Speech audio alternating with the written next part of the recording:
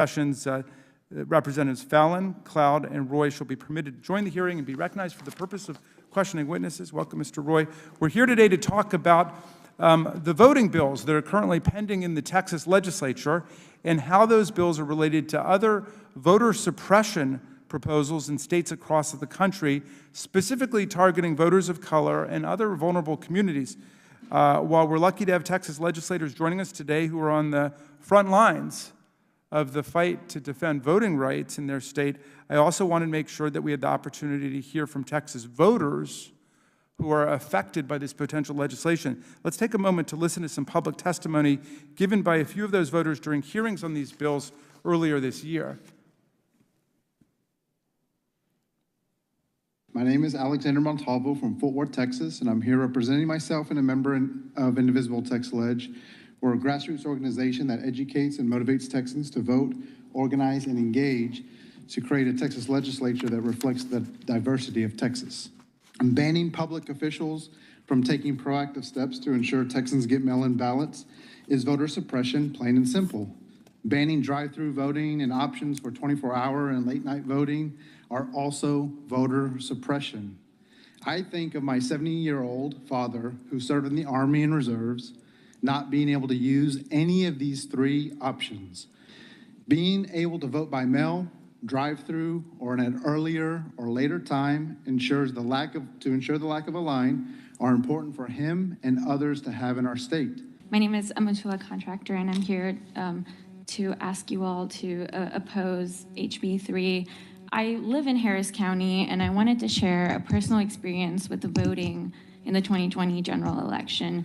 I voted at midnight at a 24-hour polling location, which is a measure that this bill seeks to restrict, and I cannot understand why. Throughout the entire process, I could not tell you one thing that was really different about voting at midnight versus voting in the day besides the color of the sky. While I was in line, I decided to strike up conversation with the folks waiting with me, and that's when it truly dawned on me how important accessibility was in voting. For the college students who are in class all day, for the shift workers who wake up at 4 a.m. but they want to do their civic duty before they head to work.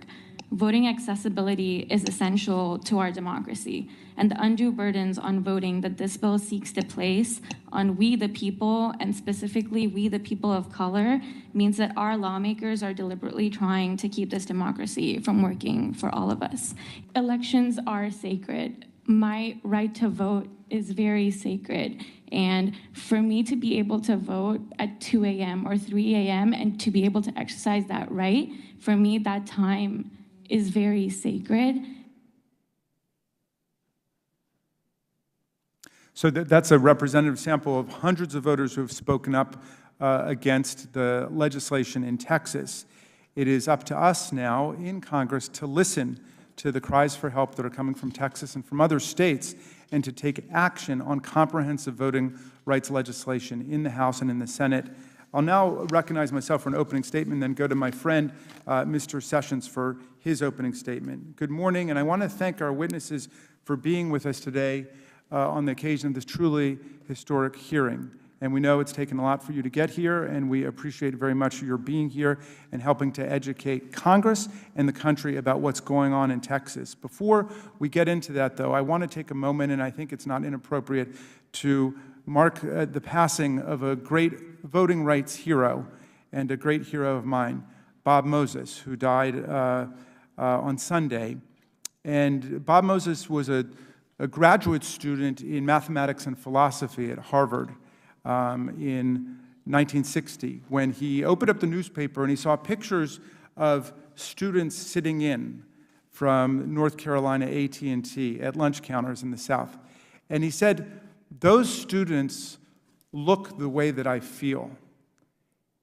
And he knew that he had to go down south to participate in the civil rights movement, the struggle for people to be on a plane of equality as citizens. And when he got down to Mississippi, he thought he was going to be involved in a movement to try to desegregate the lunch counters and the restaurants. And he talked to a man down there named Amzie Moore, who was the head of the local NAACP, and he said, you know, we don't really need people sitting in the restaurants and lunch counters.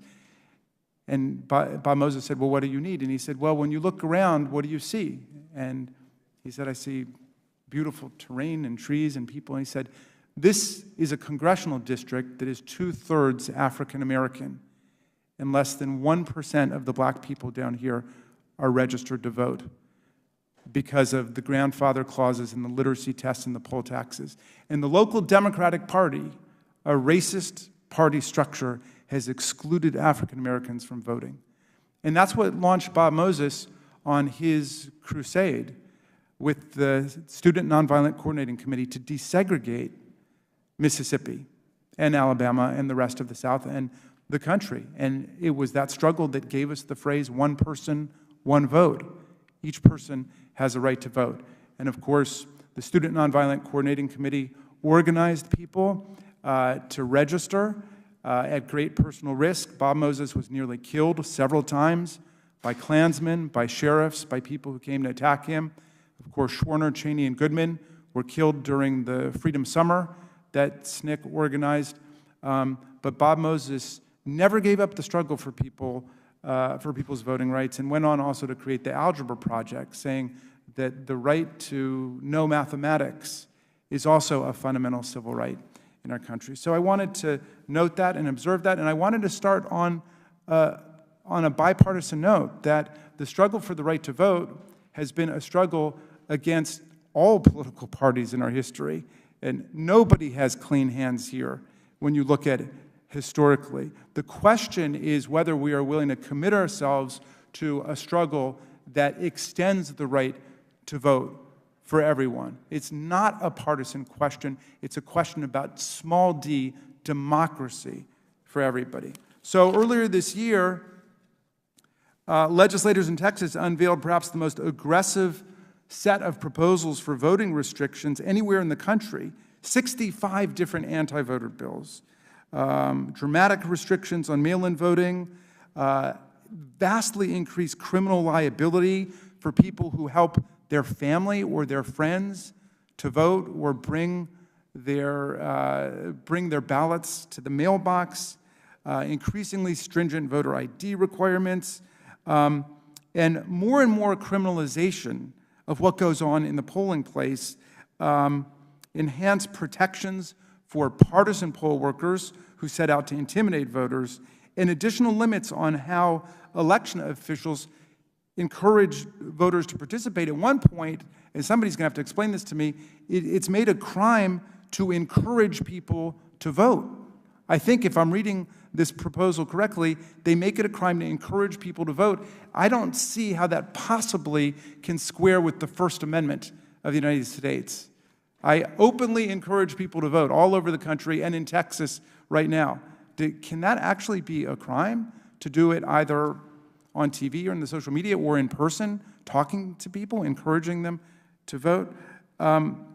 There was even, I think in the first draft of this legislation, an effort to restrict early voting hours on Sunday, a clear attempt, at least as it was read in Texas, to undercut and hamstring black churches, which ran souls to the polls turnout operations. All of this is taking place despite zero evidence of mass voter fraud in Texas.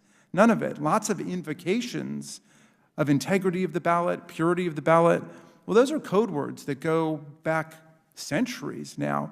I mean, some people see impurity of the ballot when they see people they don't like voting. So we want to get to the bottom of that. Is there widespread voter fraud in Texas that this is responding to, or is something else going on?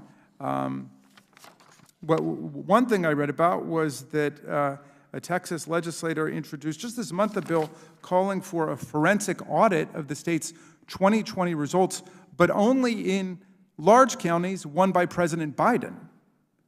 And when asked why he had not included all the counties in Texas, he said, quote, "What's the point? I mean, all the small counties are red." How can that be consistent with our bipartisan, I'll go beyond that, partisan commitment for everybody to have the right to vote unimpeded, without jumping through all of these hoops?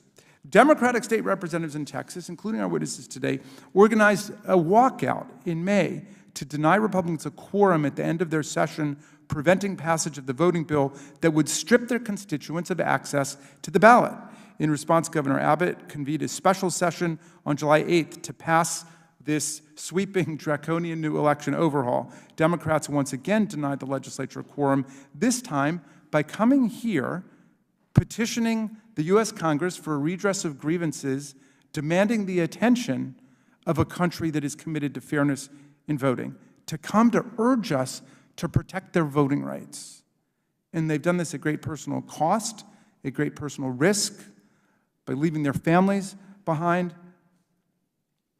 And I, for one, salute them for their courage in being here today. But blocking a quorum is not a permanent solution to the problem of efforts to disenfranchise people and suppress the vote in America. They are here to ask us to act, and we must pass the For the People Act and the John Lewis Voting Rights Act. The cost of inaction will be devastating for our democracy. The voting restrictions in Texas will strike at the heart of democracy in that great state. Restrictions on voter assistance will potentially criminalize normal interactions between friends and family members who may require assistance to cast a ballot because they're not proficient in English, because they need a ride to the polls. It could have devastating consequences, especially in the Latino community. You cannot out-organize a law that criminalizes you for trying to help your grandmother vote. Limits on what local election officials can do to prevent intimidation by partisan poll workers will also leave minority voters vulnerable. Just last year, leaked video showed GOP Texas officials aimed to organize election integrity brigades of 10,000 largely white poll watchers to monitor communities of color in Houston. Imagine how many brigades there will be once poll workers have, as the ACLU of Texas puts it, a one-time get-out-of-jail-free card for voter intimidation. Because there's a remarkable provision, I've never seen anything like it, in this legislation which says that a partisan poll worker cannot be removed from the polls until they've already been warned once for violating the law. So they get one free bite at the apple to violate the law, and I do want to ask the witnesses about that. Finally, this bill prohibits reforms that were successfully implemented last year by Harris County, such as drive-through voting and 24-hour voting, that were mainly utilized by African American and Latino voters. The Texas Civil Rights Project estimates that over half of all ballots cast using those methods were cast by voters of color. So this zealous pursuit of a massive draconian crackdown on voting is now a national crisis. According to the Brennan Center, 18 states have enacted 30 laws restricting voting rights so far this year. More are on the way. Congress has to act. We have a responsibility to guarantee the people of the United States a Republican form of government. And I'm sorry, my dear friends, that's not a capital R Republican, it's a small r. It's a Republican form of government, a representative form of government where everyone can vote and participate. And they can choose Republicans or Democrats or Libertarians or Independents, whatever else. But the point is, the people get to decide. We don't get to micromanage and gerrymander the electorate. We have to fight back against this new campaign for voter suppression, sparked by the big lie. The same big lie which brought chaos and violence down on this institution and this Capitol just 6 months ago. And for anyone who has not watched our valiant police officers describe what took place on that day, I beseech you to do so. Regardless of what you think your views are now, I beg you to go and watch what they went through as they were assaulted with baseball bats, steel pipes, flag poles, bear spray, mace for 4 or 5 hours defending our democracy.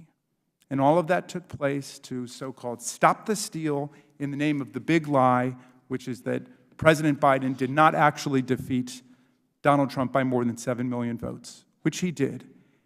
This wave of legislation I think, grows out of that same poisonous soil of the big lie. The future of democracy is in our hands. So with that, I offer my friend, Mr. Sessions, the time that he needs to make his opening statement, and then we will go to our witnesses. Mr. Sessions. Mr. Chairman, thank you very much. Mr. Chairman, I'd like to ask unanimous consent that because this is a hearing specifically about Texas, I'd like to ask unanimous consent to have Governor Greg Abbott's order about that special session entered into the record. Without any objection at all. Thank you very much, Mr. Chairman. Mr. Chairman, the work of the state of Texas is very important, and the people of the state of Texas have duly qualified and elected individuals who would represent them. It has become a common cited effort that people, when they know they do not have the votes, to leave, to walk out, to not participate. And I don't know where all this came about, but I know that here in Washington, D.C., we do not have the votes to win any single vote, so to speak. None. But Republicans don't walk out. We don't go and accuse people of things just because we are losing. And I would suggest to you that what is happening today in Texas is the rights of all Texans are being withheld because members of the Democratic Party, who are members of the state House, choose not to be a part of it. So the question is, what is some of this that's being withheld? Well, one of them is the election integrity bill. We're going to talk about that election integrity bill in detail.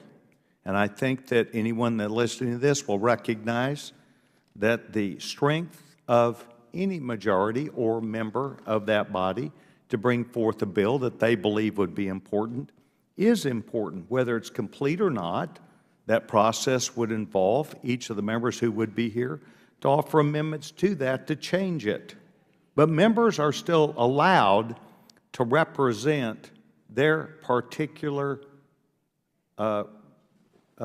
constituents with what they do. Second, border security. As a result of President Biden's decision on January 20th to literally tell federal law enforcement officers that they will not enforce the laws, the border laws, the immigration laws, and the common sense laws of this country, has placed a tremendous burden, and it is an emergency in Texas. Over 1 million illegal immigrants have entered the United States. Record numbers of drugs are coming in the United States. And essentially, these federal officers that were there to protect the United States of America, not just our sovereignty, but to protect people who might live in my hometown of Waco, Texas, from drug cartels that are sending record levels of fentanyl, cocaine, and meth to our American cities and homes.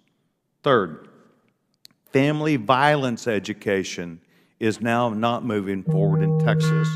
This is based upon their ability to provide appropriate and more education to middle and high school students about dating violence, domestic violence, and child abuse, to recognize that what is happening in this country is we have a crisis in our homes.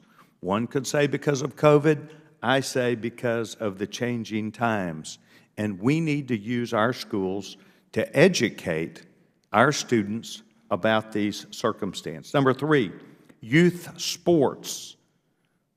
There is going to be a bill that is presented that disallows a student from competing in university interscholastic league athletic competitions designed for students of the opposite sex.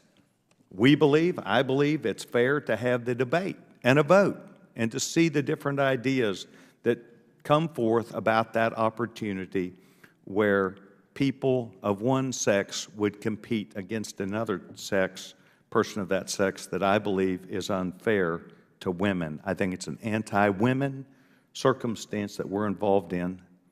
I had children. I competed when I was in high school, and it's unfair to have a 17-year-old boy compete against a 17-year-old girl in most sports. 13th check.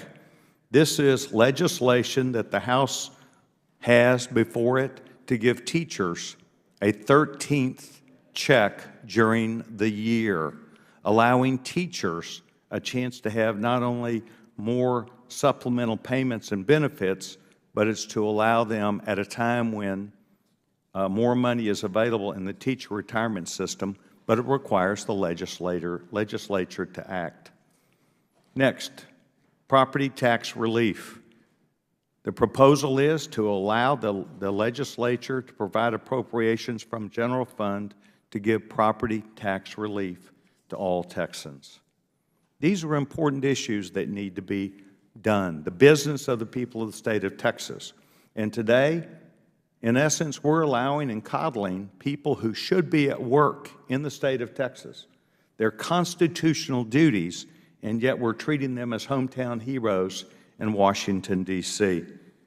I believe that they need to have their constitutional duties performed and be back home. Now, Mr. Chairman, Texas has been a pioneer in passing early voting laws that began in 1988 in Texas. But I would say to you that Texas has used every 2 years for the legislature to be able to strengthen these laws and to provide feedback and to allow Texans the opportunity to vote. I would note that Texas allows 17 days more of early voting than Delaware, which is where our president is from. Texas allows each Texan 17 days more than the state of Delaware. These bills that will be talked about today keep the ability for disabled or elderly persons to vote curbside. That's important to me. I have a disabled son. Perhaps my son may or may not want to go inside. He can stay outside. It allows that. We need to also remember that these discussions are discussions open to amendment. These bills would make sure that voters have a right to cure their absentee ballots of mistakes. And they're given in these bills up to 6 days after the election to be able to cure a mistake if you had one. This is a far cry from Democrats' claim that the vote is being suppressed. It actually allows them an opportunity to figure out if they had done something wrong. That is common in both the Senate and the House bills. Transparency is necessary in elections, and this bill guarantees elections observers free from any political persuasion. We heard our chairman today lament that partisan poll workers would be discouraged. Let me repeat, he believes evidently that partisan poll workers should be involved in that process. We disagree in Texas. We think anyone that comes to vote should be free of partisan poll workers engaged in an election site. We believe that Texas Democrats understand these bills because many of the people and several of the people that are here today sought amendments to those amendments, and they were accepted in the bills and the processes that have gone on. One member has been a member of the legislature for a number of years and no doubt knows that the laws of Texas that are updated every 2 years are done in the best interest of all Texans. But rather than continuing the debate, they broke quorum and they're trying to paralyze the progress that would be made on behalf of all Texans. Mr. Chairman, I hope today that the testimony that we are going to offer today from a State Representative Clarity, in particular, will allow those elected representatives who are Republicans in Texas a chance to set the record straight about not only what is in these bills, but the need to make sure that Texas works together and passes these laws for the benefit of all Texans. I yield back my time. Mr. Sessions, thank you so much. We have two other opening statements. We have the chair of the of the Committee on Oversight and Reform, Ms. Maloney, and she is now recognized for her opening statement. Okay. Thank you, Chairman Raskin, for convening today's urgent and vital hearing. I want to thank you for your leadership on this issue and your enduring commitment to the legacy of our late Chairman, Elijah Cummings, and our late colleague, Representative John Lewis, who both fought tirelessly to protect Americans' right to vote. This is a historic hearing, not just because of our distinguished witnesses, but because of the brave actions they took to defend the rights of Texans against one of the most aggressive attempts at voter suppression we have seen anywhere in the country. Now more than ever, we must follow their example to ensure that these shameful attacks on the right to vote do not succeed. We must fight to fulfill the American promise that voters choose their elected representatives rather than politicians picking their own voters. When it comes to restricting the right to vote, our nation has an ugly past. Historical voter suppression measures included threats of lynching, poll taxes, and literacy tests. Today, Texas remains the hardest state in the entire country for Americans to vote. Texans has repeatedly refused to implement reforms that would support greater voter engagement. In 2013, the Supreme Court's decision in Shelby County versus Holder blocked the Department of Justice from overseeing elections in places that historically discouraged and suppressed the votes of Black, Latino, and other communities of color. Since that decision, Texas has renewed its voter suppression with a vengeance.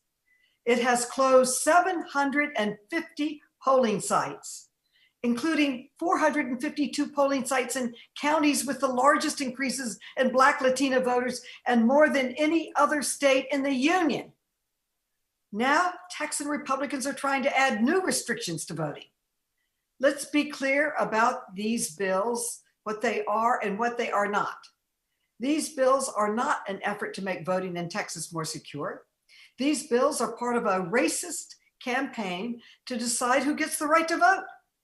These bills takes power and choice away from the people of Texas and let the politicians decide who their voters are. Simply put, these bills are an attack on voters and on the rights guaranteed by the Constitution. But there is a solution. Congress must act. Congress must pass the For the People Act, which would end institutional barriers to voting and ensure all eligible voters can register and cast their ballot. Congress also must pass the John Lewis Voting Rights Act to restore and strengthen the landmark Voting Rights Act. We must seize this moment to restore the vision of America as a nation of rights, where government derives its power from the people, not the other way around.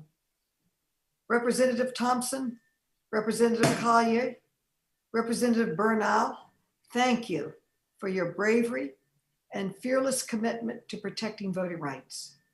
To our other witnesses, thank you for being here today. I thank my colleagues and I yield back. Thank you so much, Chairman Maloney. Before I recognize Mr. Comer, I'm going to ask unanimous consent to waive on, for the purposes of questioning only, Mr. Vesey and Mr. Sarbanes. And without objection, we will waive them on. And I now get to recognize the ranking member of the full Oversight Committee, Mr. Comer. Thank you, Chairman. The hearing title today claims there's an assault on voting rights in Texas, which would be very troubling if it were true, but it isn't. Your hearing title implies a big lie. Today, Democrats are holding a hearing meant to convince us of the necessity of their bill, H.R. 1, that would federalize elections across this country, funnel taxpayer money to politicians, and prevent common sense and popular integrity measures such as voter ID.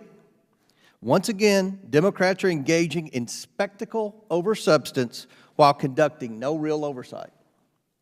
There are multiple ongoing crises in our country that need to be addressed. Americans are suffering as a result of President Biden's inflation, border, and crime crises. We have asked repeatedly for a hearing on President Biden's border crisis, including the welfare of migrant children who have been held past the legal time frame in crowded facilities in the middle of a pandemic.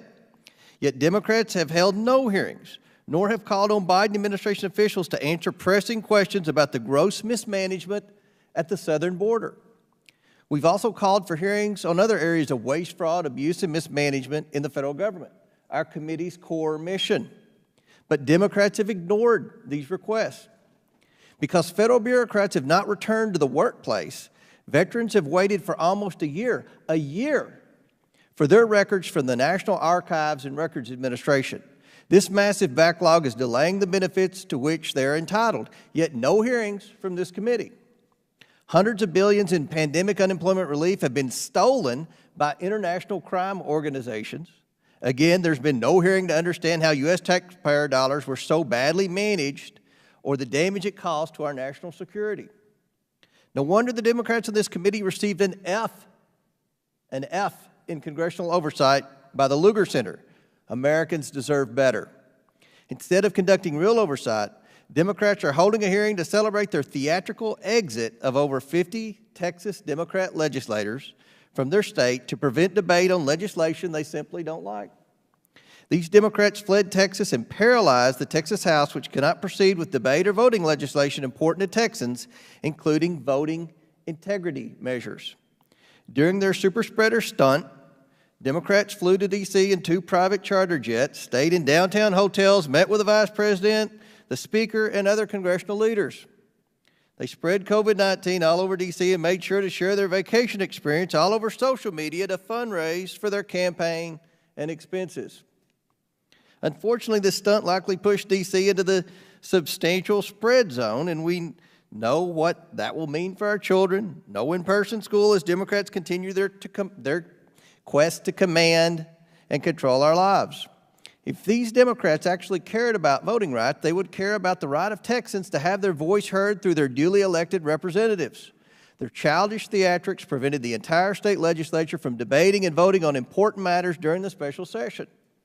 Their actions have disenfranchised all voters throughout the state of Texas. The Texas bills being debated provide common sense voting integrity measures such as extending a simple voter ID requirement to absentee ballots and standardizing and expanding early voting access. Unfortunately, because Texas Democrats fled their state for Washington, that process cannot proceed as designed. I hope our committee will see the light in this partisan charade and start conducting real oversight. The American people are counting on us to safeguard their government from waste, fraud, abuse, and mismanagement. That's the reason this committee exists. Thank you, Mr. Chairman, and I yield back. Thank you very much, Mr. Comer, for your opening statement. And I do want to remind the committee members we're operating under the rules and guidance of the Capitol Physician, which is please have your masks on when you're not speaking. Thank you, Mr. Comer, for demonstrating good public health manners there. And members will not be recognized if they're not wearing their masks when they're not speaking. It's now my great privilege and honor to introduce our witnesses today. Our first witness is the Honorable Synfronia Thompson, Texas State Representative and member of the Select Committee on Constitutional Rights and Remedies of the Texas Legislature. Then we will hear from Nina Perales, who's Vice President of Litigation at the Mexican-American Legal Defense and Educational Fund. Next, we'll hear from the Honorable Nicole Collier, Texas State Representative and Chair of the Texas Legislative Black Caucus. Next, we'll hear from the Honorable Travis Clardy, who's a representative in the Texas State Legislature. And finally, we'll hear from the Honorable Diego Bernal, Texas State Representative and member of the Mexican-American Legislative Conference. The witnesses will please rise or be unmuted so we can swear them all in. Wherever you are, please raise your right hands. Do you swear or affirm that the testimony you're about to give us is the truth, the whole truth, and nothing but the truth, so help you God? I do. I do. Let the record demonstrate that the witnesses all answered in the affirmative. Thank you very much. Without objection, your written statements will be made part of the record. With that, Representative Thompson, you are now recognized for your testimony. Before you begin, I want to recognize also the presence of our distinguished colleague from Texas, Ms. Lizzie Fletcher from Houston. Representative Thompson, you're recognized for your 5 minutes. Thank you, Chairman Raskin and Ranking Member Sessions. We were honored to see our colleagues from Texas. Pete Sessions, it's always good to see you. Chippewa came over earlier, and we had an opportunity to chat with him for a moment. And of course, we are happy to see the new freshman colleague up here, Pat Fallon. We miss him in Texas, but we know he's doing a good job up here. Mr. Chairman, I was sitting there listening to the comments, opening statements that was made, and I had to take a step back and kind of look at the history that I have been able to perceive in Texas, but it is very difficult for me to look at the history or the progress that maybe African Americans may have made in this country without looking back at the struggles that we have gone through and the struggles that we keep going through. I can understand the position of some of the person who has spoke earlier because they have been a part of the privileged society that I have never been a part of. What I have been concerned about listening to them is their inability to be able to stand in other people's shoes and recognize that the rights that they take for granted to vote in this country, even though we're Americans, we don't all share those same rights. I just want to just digress a minute, if I can. I'm in my 25th session of the legislature, and I have been privileged to represent persons in my district. And one of the members said, well, you shouldn't be here.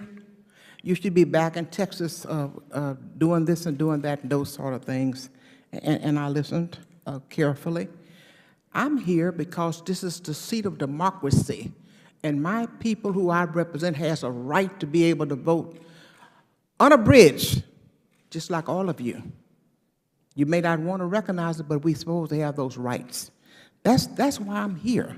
I'm here fighting for them, and I have the right to fight for them. And someday I'm hoping that I don't have to keep fighting this fight, and my grandchildren and my grandchildren's children will not have to keep repeating these struggles.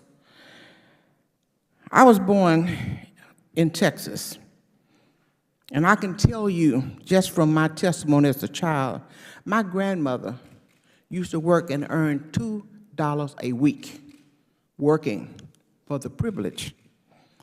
And out of those $2 a week, she used to save pennies and nickels to be able to buy a poll tax. The poll tax, as you know, was created to give people an opportunity to invest in public education support. But if you were white, the grandfather clause took care of you. You didn't have to pay the poll taxes. But my grandmother was African American, and she had to pay those poll taxes. And to pay $1.25, it was difficult to save money. My grandfather couldn't afford to buy poll taxes because they both couldn't afford to have poll taxes. It was too costly. She had to ride a bus to get to the poll tax, a place for colored people to go and vote. And it wasn't a short distance, and transportation was certainly not accessible as it is today. I can tell you,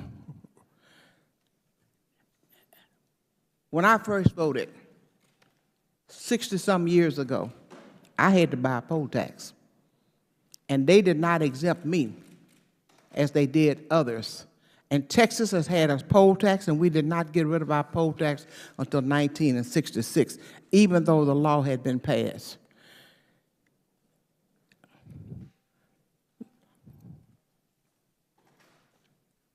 I could not vote. My grandmother could not vote in the primary, Chairman Raskin. And you want to know why? Because she was black. And primaries was for white only. And it was not until Smith versus Allred, a case in Texas tried and won by Thurgood Marshall, that gave African Americans a right to have a say in their primary democracy. We're not talking about just something that you can go to the store and use for a little while and toss aside because you've gotten tired of it. We're talking about something that makes and breaks this country when we're talking about the democracy to vote. You're damn right I left Texas, and I'm glad I did. And you know why, Pete, I left them? I left Texas to give my people a right to be able to vote without them being infringed upon. I had a chance to vote during 2010 and 2012. When poll watchers came to my precinct where I vote personally, let me tell you the chilling effect of that. They had people, Chairman Raskin, that looked like they was from the Proud Boys, walking, looking at you like you were in the wrong place. In a minority area, that has a chilling effect. That chilling effect is depression of voting. I don't know what you call intimidation, but intimidation by any other name is still intimidation. It's intimidating, and the word gets out that these people are at your polls looking at you like they want to arrest you, keep you from voting. And people, as a result of that, do not go and cast their vote. I am the voice of my constituents. And if I had to walk to Washington, D.C. to get you to hear what I had to say, to fight for my constituents, I use any means necessary to get my point over. I meet with anyone that they allow me to talk to them about preserving and protecting the rights of my constituents to be able to have a say in their democracy. The governor's own Secretary of State said this: 2020 elections was the most transparent and secure elections. Now, she is not there anymore, but that was his Secretary of State. Thank you very much for your testimony, Representative Thompson. I look forward to our questioning. Before I go to Representative Collier, I just want to recognize the arrival of Representative Mark Veazey from Texas, who's with us too. So welcome. Representative Collier, you're now recognized for your 5 minutes.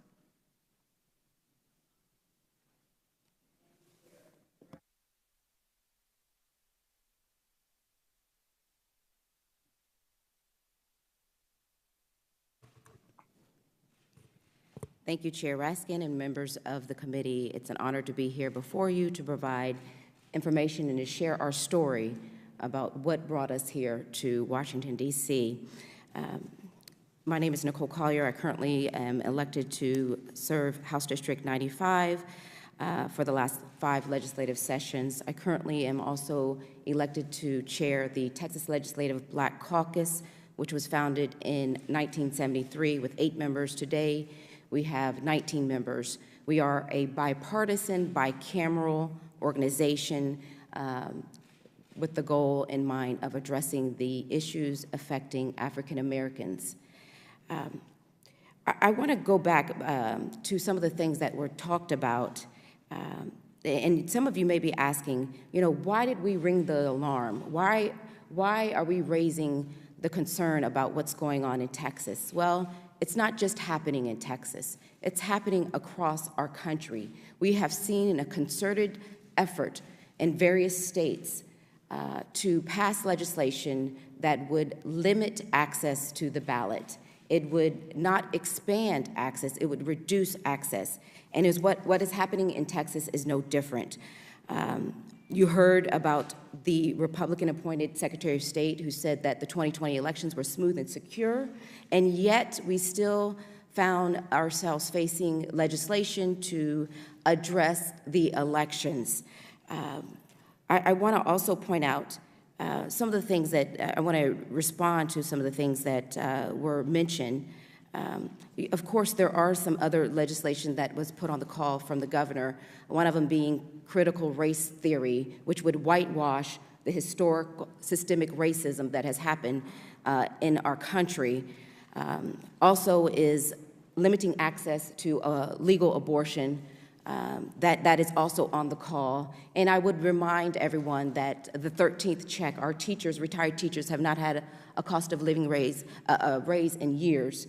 And the Democrats have always advocated for additional funding for our teachers, including the 13th check. In fact, that same bill passed through the Democratic committee quickly and died in the Republican-controlled calendars committee. So we have stood for our teachers all along. Another thing that I want to remind you is that there was mention of the walkout of the quorum. That is a procedural method, just like the filibuster is in the Senate. If they don't like a procedure, a policy that's being presented in the Senate, they filibuster. That is just part of the rules, and that is where we have come to see. But what happened in Texas was that we tried to work with our colleagues. We provided amendments.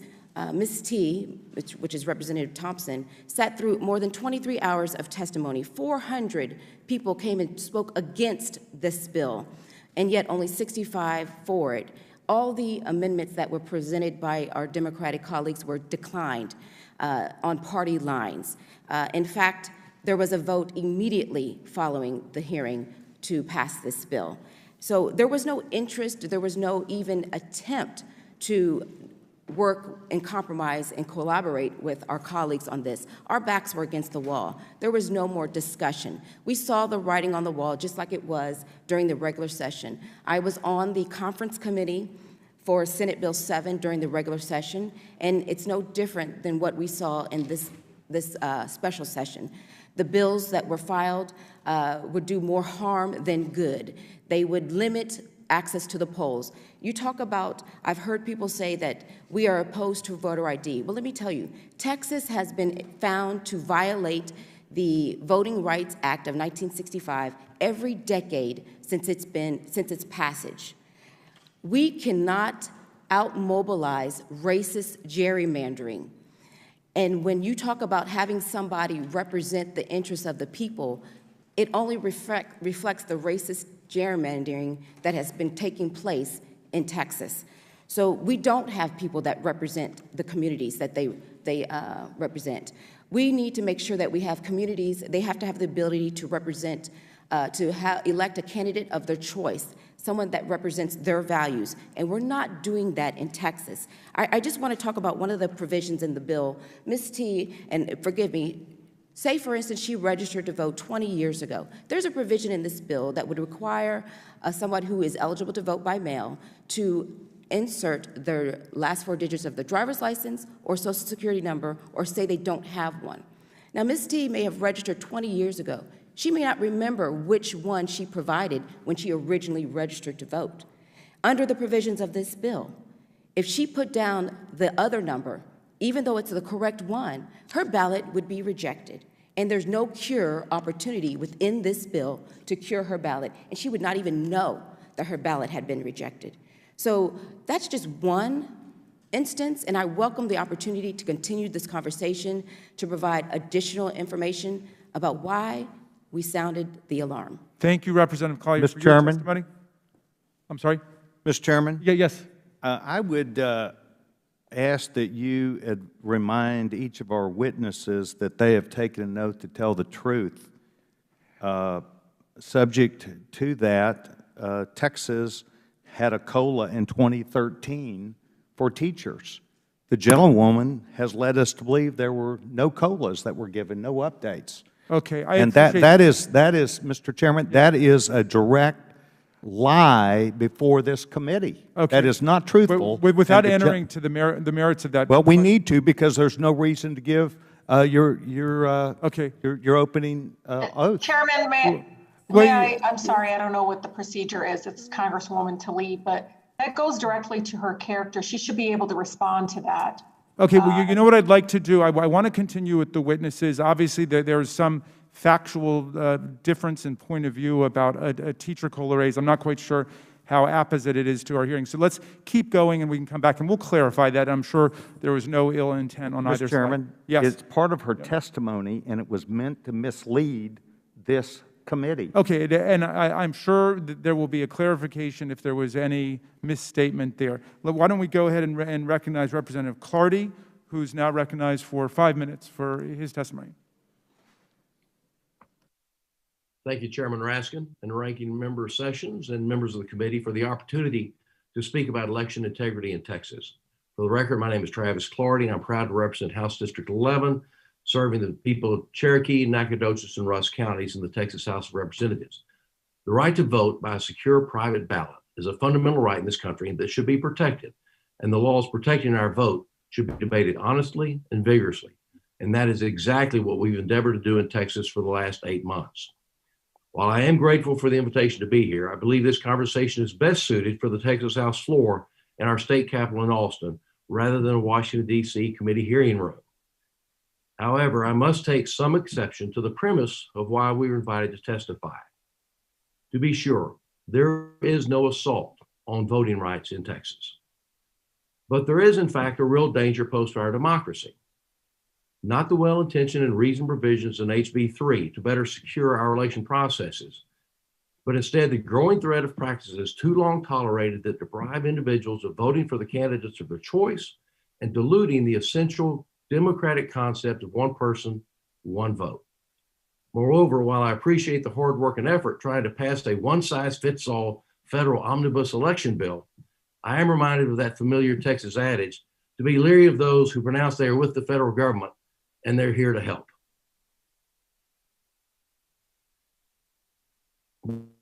Texas has on her books a very strong and effective set of election laws and a dedicated group of election professionals that I believe can and should be the envy of every state and union. This is most recently reflected in the outcome of this Tuesday's runoff election for Congressional District 6 and the victory of our Texas House colleague, Jake Ellzey. Once again, Texas enjoyed a safe, secure, timely, and well-run election in which we can all take pride with trust and confidence. But first, let me say this to my Democratic colleagues there with you today. It's time to come home. Enough is enough. You've had your fun. It's time to get back to work. You know as well as I do, this legislation has been negotiated in good faith and deserves your attention. House Bill 3, the reason we are here today, is a sound and tailored bill to improve existing law. And like every bill, it can get better through debate and deliberation. But unfortunately, until our colleagues decide to come home, that is not possible. In Texas, we allow everyone to submit amendments to be argued during floor debates. It's an inclusive process that has served us well and it is available to all those who want to participate. Simply put, we should want to make it easier to vote and harder to cheat. House Bill 3 expands voting hours. It makes it possible for voters to correct mistakes on their mail-in ballots. It penalizes vote harvesting, and it extends identification requirements for mail-in ballots. In fact, it is such a good bill that the professional associations representing our election administrators and our county clerks around Texas testified favorably that with a few technical process changes, they would change their formal positions from neutral to actually supporting the bill, which we all should want. Now, I would like to address some of the misconceptions that have made their way around the national media concerning House Bill 3. First, House Bill 3 does not limit hours of voting. Actually, House Bill 3 expands voting time from current law of 7 to 7 to 6 a.m. to 10 p.m., an increase of 4 hours per day. Further, employers are required to allow employees to vote or face criminal sanctions. Secondly, House Bill 3 does not eliminate curbside voting. In Texas, curbside voting is allowed for disabled and other eligible voters, an accommodation that allows these citizens to drive to the polls and participate in person rather than mailing in their ballots, which remains an option. Thirdly, poll watchers cannot intimidate voters. This bill does not permit voter intimidation, and observers cannot watch a voter actually cast his or her ballot, nor can they film election activity. Election observers can be ejected from the polling place if they interfere in the election process or commit a breach of the peace or violation of law. Fourthly, House Bill 3 does not allow mail-in ballots to be thrown out automatically. Rather, for the very first time, it allows for the voters to cure their mistakes so all valid votes can be counted. Fifthly and finally, House Bill 3 does not impose unreasonable burdens on voter assistance. It simply expands current law regarding the required information and the assistance oath before aiding the voter. But folks, let's make no mistake about it. Illegal voting does occur in the state of Texas, and it cannot be excused. We must have zero tolerance when it comes to voter fraud. Confidence in our elections, like faith in our judiciary and trust in our law enforcement, is vital to the perpetuation of the American experiment. And it is our best and utmost assurance for the survival of our republic. This is the duty we all have to our constituents and the oath that we all took to our Constitution, to our nation, and to our state. I believe we are all up to the task. Thank you for the opportunity to be here today, and I look forward to answering any questions. Thank you. Thank you very much for your testimony, Representative Clardy. We come now to Nina Perales, who's the Vice President of Litigation at the Mexican-American Legal Defense and Education Fund. Ms. Perales, you're recognized for 5 minutes. Thank you. Good morning. Thank you for the opportunity to testify today.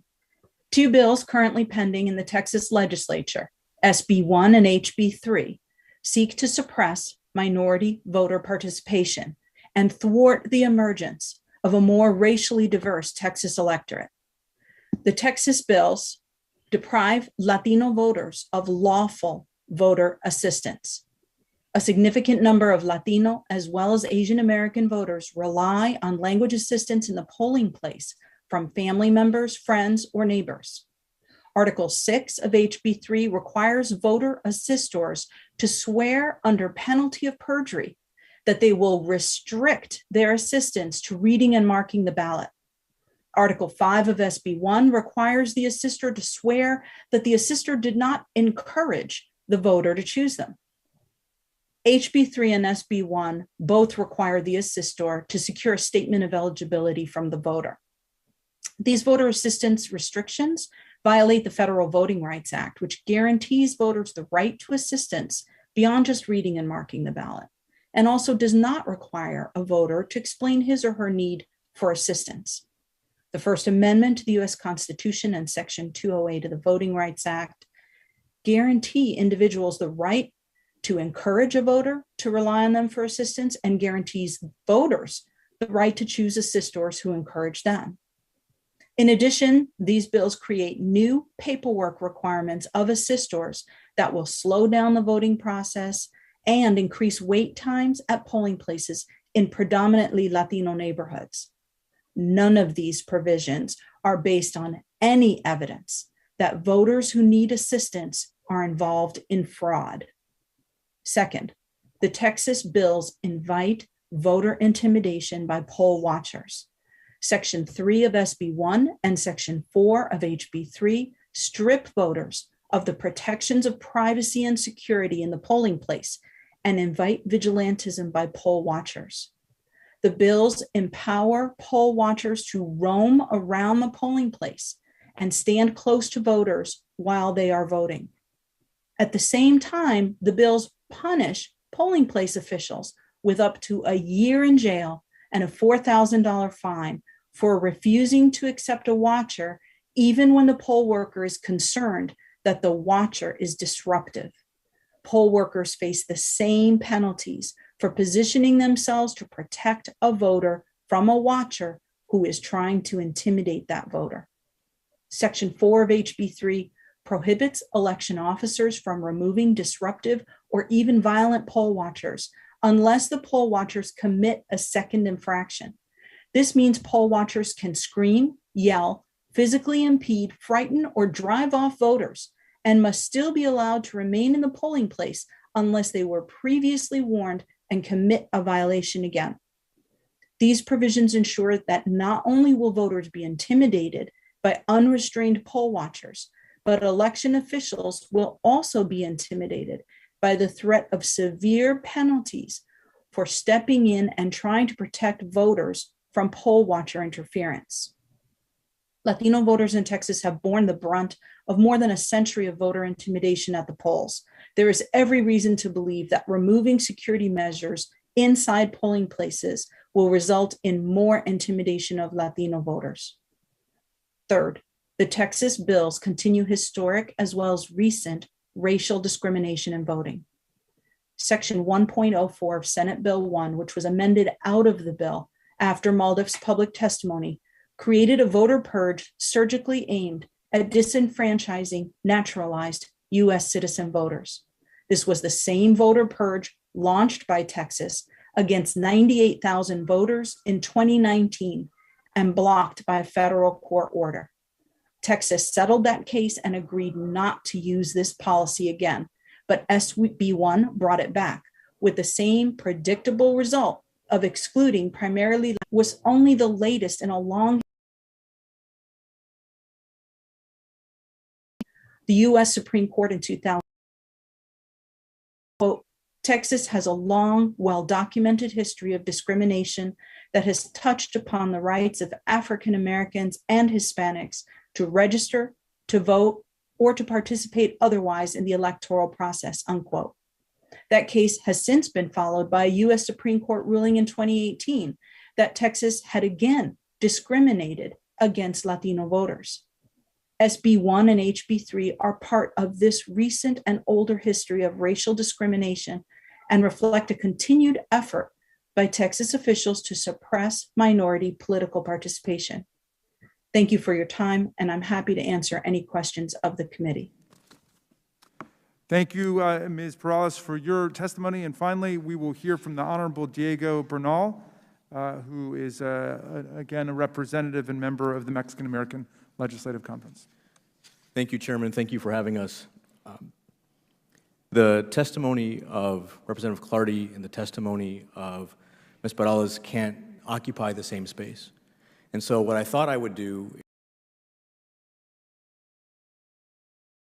the bill would affect a voter. Let's say we have a voter who, she has told me that that is the only reason why I'm helping her. I've known her for years. We've never had that conversation. I'm not sure if I'm about to perjure myself. I don't know if I'm about to commit a crime. And so some people will stay beyond this point, but some people will go. Let's say we get past that part of the oath. There's a third part of the oath that says that I must attest and affirm that I did not coerce or persuade her, and in the Senate version it says encourage her to choose me as her assistant. And at that moment, I recall this would stop or come to a halt. And just using my hometown of San Antonio as an example, there are over 300 polling places. The largest shift at any given time of SAPD is about 150 officers who have other and arguably better things to do. What happens to us? Do we finish her casting her ballot? If we do, does she want to come back if that's the new environment? What's the word of mouth when we get home as that experience spreads like wildfire, bad chisme? That can't possibly be who we are. And this idea that this bill makes voting easier, in this instance, I don't see how. There are no cases of voter fraud relating to voter assistance. In fact, just to give you numbers and I'll wrap up. Please, you're over so you can make your final point. There are 154 prosecutions of voter fraud in the past 17 years in Texas. Out of 94 million votes cast, the likelihood of voter fraud in Texas is less than any one of us being struck by lightning. Thank you, Representative Bernal, for your excellent testimony. Our members have been very patient, so I'm going to hold off on my questioning and allow Mr. Mfume to go, and then we'll go directly to the ranking member. Thank you very much, Mr. Chair and members of the committee. Mr. Chairman, I want to thank you, as I have done privately, repeatedly, for holding this hearing and bringing us to this point. Your leadership on this is very, very important. And there is no real redundancy in talking about something so near and dear to the fabric of this society as is voting. I want to also thank the state legislators who've come here, those who are also on the Zoom with us electronically, for your participation, and if I might say also for your courage. This whole issue, Mr. Chairman, is an issue that there's been a lot of discussion about, but one of the things that's clear, and that is that unless we have real integrity in our system where everybody feels like their vote counts, we're never going to get to where we need to be. In fact, we will find ourselves repeating many of the problems and the issues of the past. Now, I don't want to be funny here, but this is almost like the old Yankee manager Yogi Berra once said, déjà vu all over again. The issue of voter integrity, intimidation, and the burdens that are put on voters is something that's revisited itself in a mean and ugly way. Now, years ago, between the 1890s and the 1960s, there were real efforts at voter intimidation and denial. It all started, as we know, with the good old grandfather clause that said even though you may be free, you cannot vote unless your grandfather voted. Well, your grandfather was a slave, so he couldn't vote. and therefore you couldn't vote. And when that became so obviously ugly and intimidating, states changed up and created things known as the literacy test, where throughout that period of time, up until 1965, in many states, you had to tell how many bubbles were in a bar of soap just to be deemed intelligent enough to go out and cast a vote. And when that came under further scrutiny, states changed it and said, okay, well, now you have to be able to recite the Constitution from beginning to end to be able to be qualified to vote.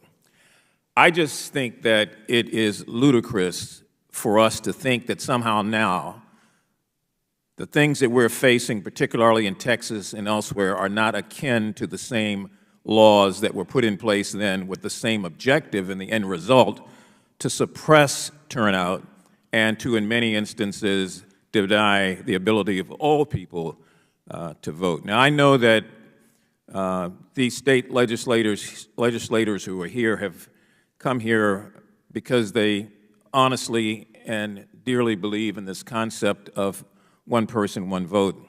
So I was a little shocked earlier to hear accusations by some of my distinguished colleagues that the legislators from Texas ought to go back home and do what they were elected to do, like they were somehow abdicating their responsibility by, quote, denying a quorum.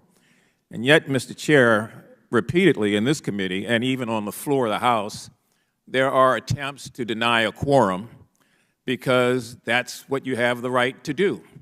And you have the right to use every tool available as a legislator, whether you're in a city council, a state legislator, or in the Congress, to further your point.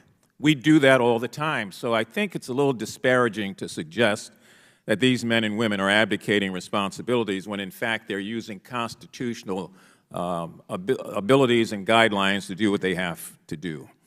Mr. Chairman, I believe more than anything else that when we look at the disappearance of preclearance from the Voting Rights Act, when we look at all the problems that have started since then, we would not have been at this place had not the former president been declared the winner of the election in the state of Texas.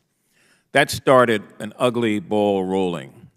And now all of a sudden there are these efforts to, quote, protect voters and protect their rights that did not exist, were not talked about, and did not get voted into law previously.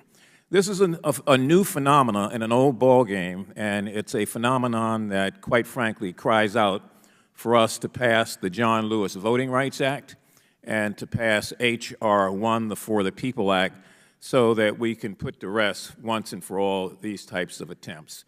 I've exhausted my time, Mr. Chair. I, again, want to commend you. I want to commend the legislators and want to remind my colleagues that as legislators, we have every right to use what's in the Constitution that we're governed by to advance our cause, even if it means denying a quorum. And I yield back, Mr. Congressman Mfume, thank you for your excellent remarks, and I turn it over now to my friend, the ranking member, Mr. Sessions, for his time for questioning.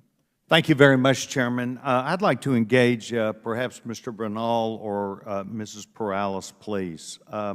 Are ballots in Texas in the language that a person would need them to have? In other words, English, Spanish, Chinese, are they available? Yes, sir. So they're available in the language of people. That's not backwards. That's pretty important. I'd like to ask you, Mrs. Perales, you said that Texas really had been held in discrimination since for a number of years, and implied that Texas was discriminatory in their practices. But isn't it true that preclearance was required, and certainly the Clinton and Obama Department of Justice scrutiny of the bills that every time would relate to the laws and the redistricting of Texas would be reviewed by preclearance of Democrat and Republican Department of Justices? Well, Representative, I'm not sure exactly what you're asking, but I will say that it depended on which president was in office at the time, but certainly doesn't subtract from the fact that when we brought these claims in federal court, and both of the cases that I mentioned were claims successfully brought by MALDEF, my organization, the US Supreme Court held. That's not some administrative review by an agency. The US Supreme Court held that Texas had, in its laws, discriminated against Latino voters. I'd like to add an answer to the one that was provided. What year was that, ma'am?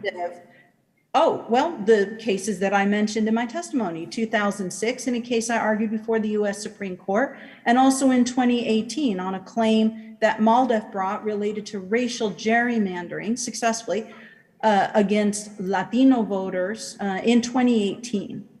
The answer that Representative Bernal provided earlier needs to have something added to it, which is that although Texas is forced by federal law to provide bilingual ballots, Section 208 of the Voting Rights Act requires a broader scope of assistance. And the Fifth Circuit tells us that in the case Organization of Chinese Americans. A bilingual ballot is not enough, Representative, and the courts have told us that.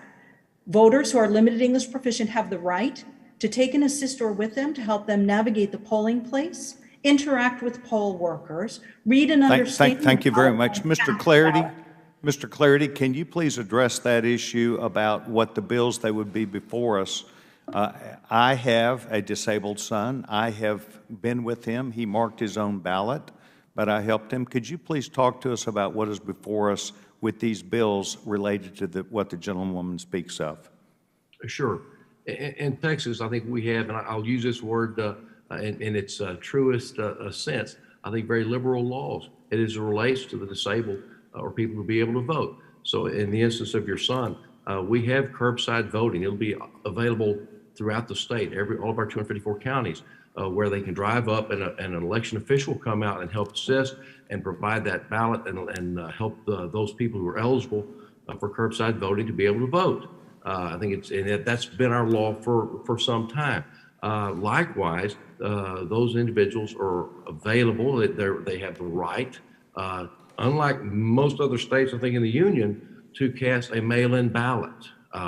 They register, they request the mail-in ballot, and it will come to them, and they can vote and have that returned. And if they choose to, they can actually bring it back in and have that ballot drop. Thank you very much. Representative Clardy, are you aware of the social worker at a state assisted living center in Limestone County, Texas, where this person has been charged with 134 felony counts of acting as an agent of election fraud by putting in applications and forging signatures? Are you aware of that, sir? And would this be addressed in the new law? This happened in November of 2020. Congressman Sessions, I'm not familiar with the specifics of that case. And again, as you know, it's really inappropriate for us to comment on pending matters, but I can tell you that in addition to that case, there's another pending, there's 50 cases pending right now. And that's just from the Office of Attorney General that have hundreds and hundreds of counts that exist. There's another approaching 400 cases are being investigated. Those 50 cases I mentioned, those have been presented to a grand jury and they've been true billed and indictments have issued. There's a case just north of me in Greg. Thank you very much, sir. Mr. Chairman, I'd ask unanimous consent to engage in the record and place in the record these 400-some cases that are being presently handled in the state of Texas for voter fraud. Great, without any objection at all under the, Thank you. the current voting fraud statute. I now would invite Debbie Wasserman Schultz for her 5 minutes of questioning. Thank you so much, Mr. Chairman. Similar to what we see now in Texas, right after the 2020 election supervisors and Florida Governor DeSantis heaped praise on the election process. He said, quote, "The way Florida did it inspires confidence." And I think that's how elections should be run. Yet just a few months later, DeSantis changed his tune because Donald Trump was emotionally incapable of accepting the results of the 2020 election, and he needed to whip the fringe of his party into a frenzy to further his own aspirations. The result was a Florida voter suppression bill that mirrors what we see proposed in Texas, making voter registration harder, limiting voting by mail, and curbing the secure ballot drop boxes 1.5 million Floridians used in 2020. These blatantly anti-democratic bills are a solution in search of a problem, at the very least. During the pandemic, our state and nation experienced a rare expansion of ballot access. We not only allowed people to stay safe, but also gave flexibility to communities of color who too often face voting obstacles. Representative Thompson, it's so good to see you again. Harris County, home of Houston, which you represent, led the way in expanding opportunities to voting last year. So my question for you is, with all that Harris County did to make it easier for folks to vote during the pandemic, were there any resulting reports of voting irregularities that emerged later? It's for you, Ms. Thompson. I do not recall any, Debbie. Okay, I don't recall hearing any either, and so it's helpful to have you underscore that. And Representative Collier, is it fair to say that these expansions were particularly valuable to Black and Latino voters in Texas?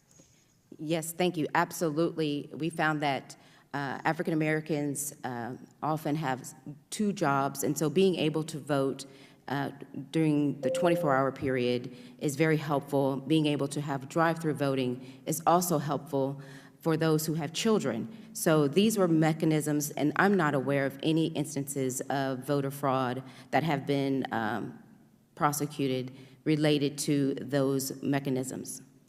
Thank you. The Texas legislation that we're discussing today, my friends, would create criminal penalties for local election officials who send absentee ballot applications to all registered voters. I mean, these are the priorities of the Texas state government, which Harris County attempted to do last year before the effort was blocked by the Texas Supreme Court. In Florida, Senate Bill 90 also prohibits local and state officials. They doubled down on what was already prohibited in Florida by saying that mail ballots could not be sent to voters unless one was requested. Ms. Perales, can you explain how communities of color are particularly affected by a restriction like this on mail-in voting? Well, in Texas, we have mail-in voting available, just to be clear, for those who are disabled, can't get to the polling place, and those who are over 65. So we're talking generally among all communities about predominantly older population. I'm sorry, just to be clear, I'm asking you about a restriction on not being able to proactively, for a local official to not be able to proactively send out a ballot. Yes, and my point is that when you are an older individual, it can be particularly challenging to navigate the request of a mail ballot. A lot of folks don't have access online, and the process can be confusing. To have a local election official who can determine who is eligible, affirmatively send those applications is going to particularly benefit Black, Latino, and low-income voters. So here's the, thank you. Here's the icing on the cake of this legislation. Political parties in Texas would still be allowed to send out ballot applications, even as it's outlawed for local officials. So Ms. Perales, how do you explain the discrepancy in treatment, and wouldn't the net result make it harder to vote? And then Representative Collier, if you were designing a bill to combat voter fraud, which should be all of our goal, obviously, if there really is voter fraud, would you have started by targeting local election officials?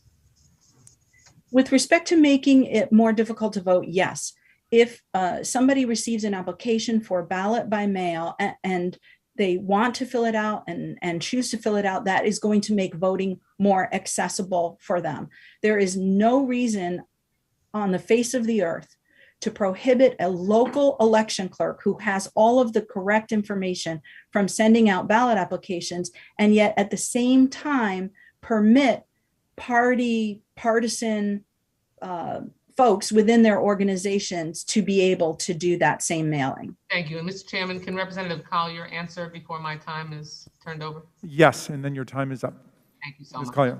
Thank you, Mr. Chairman. I would say yes, local control is absolutely important because those individuals who are on the ground have a better grasp of what is going on in their community and can address the needs of their community. I appreciate it. I yield back the balance of the time. I thank the gentlelady, and I now recognize Representative Nancy Mace for her 5 minutes of questioning. Thank you, Mr. Chairman. And I want to thank Ms. Thompson. I was a state lawmaker for 3 years before I came to Congress. I represent the 1st Congressional District of South Carolina, and South Carolina has had its own history, very bad history with Black South Carolinians, Black and Brown and African Americans. I recently took a vote to move statues like Supreme Court Justice Taney, removing his bust out of the Capitol Rotunda because he wrote the Dred Scott opinion, the one that said that Black and Brown and African Americans could not become citizens of the United States of America. I voted to move, someone like Wade Hampton, who encouraged the murder of over 150 Black South Carolinians during his run for governor. And so I appreciate your comments about the 60s. I was not around then, but I've watched and read a lot of the history and seen the videos and seen the moments of violence against Black America. So I applaud your work on that. My understanding is you were elected in 1972 in Texas. Is that correct? It is correct. Right, and I applaud you for making history, I imagine, in Texas and being a strong voice for Black men and Black women. Coming from South Carolina, we've got voter ID. And I'm assuming Texas is the same way. Do y'all need IDs to buy alcohol when you're purchasing at the store? Yes, to be sure that you are capable of doing that. Right. Do you need an ID in Texas to buy cigarettes? You can't buy them unless you're at least 21. But do you have to show an ID to buy cigarettes? You do have to show an ID. Do you need an ID when you're getting a job and trying to get on payroll in Texas? Yes. Do you need an ID to go to the pharmacy and get a prescription in Texas? It depends on the prescription. But do you need an ID for some prescriptions in Texas? Yes. Do you need an ID to get Social Security services in Texas? You do. Do you need an ID to rent an apartment in Texas? Yes. Do you need an ID if you're going to buy a house and finance it via a mortgage in Texas? Yes. Do you need an ID in Texas if you're going to board an aircraft and fly commercial? Yes. Did you fly commercial or fly a private jet on the way to D.C.? A chartered plane. Do you have to show an ID when you fly in a private charter jet? Yes. I wouldn't know. I've never flown on one. So did you need an ID to get in the building here today? Yes. Do you need an ID in Texas to open a bank account? Yes. To cash your check if you're working. Do you know, Representative Thompson, what percentage of Blacks in Texas, Black and Brown and African Americans are registered to vote? Oh, a huge percentage. 70%. Do you know what percentage of African Americans, Black and Brown Texans have voted on average or in the last election? About 64%. Correct. Do you know how many whites are registered to vote in Texas? Far more than African Americans. 72%. You have 70% of Blacks in Texas who are registered to vote. You have 72% of whites in Texas who are registered to vote. Do you know the percentage of whites who turned out to vote in recent elections? I want to say over 50-some%. 65%. Yeah. Do you know what percentage of Hispanics are registered to vote in Texas? No, I do not. 63%. Do you know what percentage of Hispanics voted in the last election? I think it was over 40%. 53%. Hispanics are not voting in as high numbers as Blacks and whites in Texas. Do you know the percentage of Democrats that support voter ID? Would you repeat your question? Do you know the number or percentage of Democrats who support voter ID in this country? I do not, but I don't think it's a whole lot. 72%. Okay. Do you know the number of Black and Brown and African Americans in this country who support voter ID? No. 75%. Do you know the number of Hispanics that support voter ID in this country? No. 81%. Do you know where the state of Texas is ranked with Black voter turnout in this country? With black voters turnout? Do you know where Texas is ranked? Oh, 44%? The latest numbers that I read this morning was that Texas is ranked 10th. Do you know where Texas is ranked? So then top 10 in the country. Do you know where Texas is ranked with women voters? Oh, way up in the 50s. In the bottom third of this country. So I would argue that Texas has a more difficult problem with getting women out to vote than black and brown and African Americans. Thank you, and I yield back. Thank you very much. I'd like to go to Congresswoman Robin Kelly for her 5 minutes of questioning. You're recognized. Thank you, Mr. Chair. It is critical that we recognize that these voter suppression measures are not simply attempts to act on former President Trump's big lie. For years, Texas Republicans have tried desperately to blunt the impact of demographic trends that threaten their stranglehold on power. According to the U.S. Census Bureau, Texas is a very diverse state. Nearly 40% of its population is Hispanic or Latino, and almost 13% is Black or African American, as you see in the slide. Starting in 2018, we saw racially diverse populations in major cities drift away from the Republican Party. In 2020, non-white voters cast their ballots at a rate of 9% higher than they had in 2016, enabling President Biden to perform better in the state than any other Democrat in decades. This performance was fueled by those large cities like Houston, which saw its highest turnout in nearly 30 years, due in large part to efforts to expanded ballot access. Ms. Perales, you fight for voting rights for Latino communities. How do you think these demographic shifts in Texas electorate have influenced these restrictive voting measures? In our view, there's a direct connection between the diversification of the Texas electorate and these moves to restrict or tighten Texas election law. And the one example I will give you is that from 2014 to 2018, Latino voter turnout increased to such a degree that Latinos cast almost 1 million more votes statewide in Texas in 2018 when compared to 2014. Those types of shifts in the electorate are very challenging for those in power who think that Latinos will not support them. And have you seen the same efforts in other parts of the country that would necessitate the need for federal legislation? Yes, there is a nationwide trend to tighten election laws in response to increasing racial diversity in the electorate in more than just Texas. Thank you. Rep. Brunel, what do you make of the argument that these restrictions have less to do with voter fraud and more to do with shifting political tides? I think the policy itself bears that out. I think it's hard to argue that you're trying to combat voter fraud when it's more likely that you get struck by lightning or a meteor, we did the math, than there being voter fraud in Texas. It just doesn't exist. I think that the zeitgeist, the national fear that's been created by the big lie fuels that, but you would have a hard time drawing a direct line from any part of this bill, any policy, to a case or instance of voter fraud in the last 17 years, if not the last several decades. Thank you. Rep. Thompson, Rep. Collier, you also represent rapidly growing cities. According to the census, the Houston, which is going to overtake Chicago if we're not careful, and Dallas metro areas had the largest population gains of any metro region between 2010 and 2020.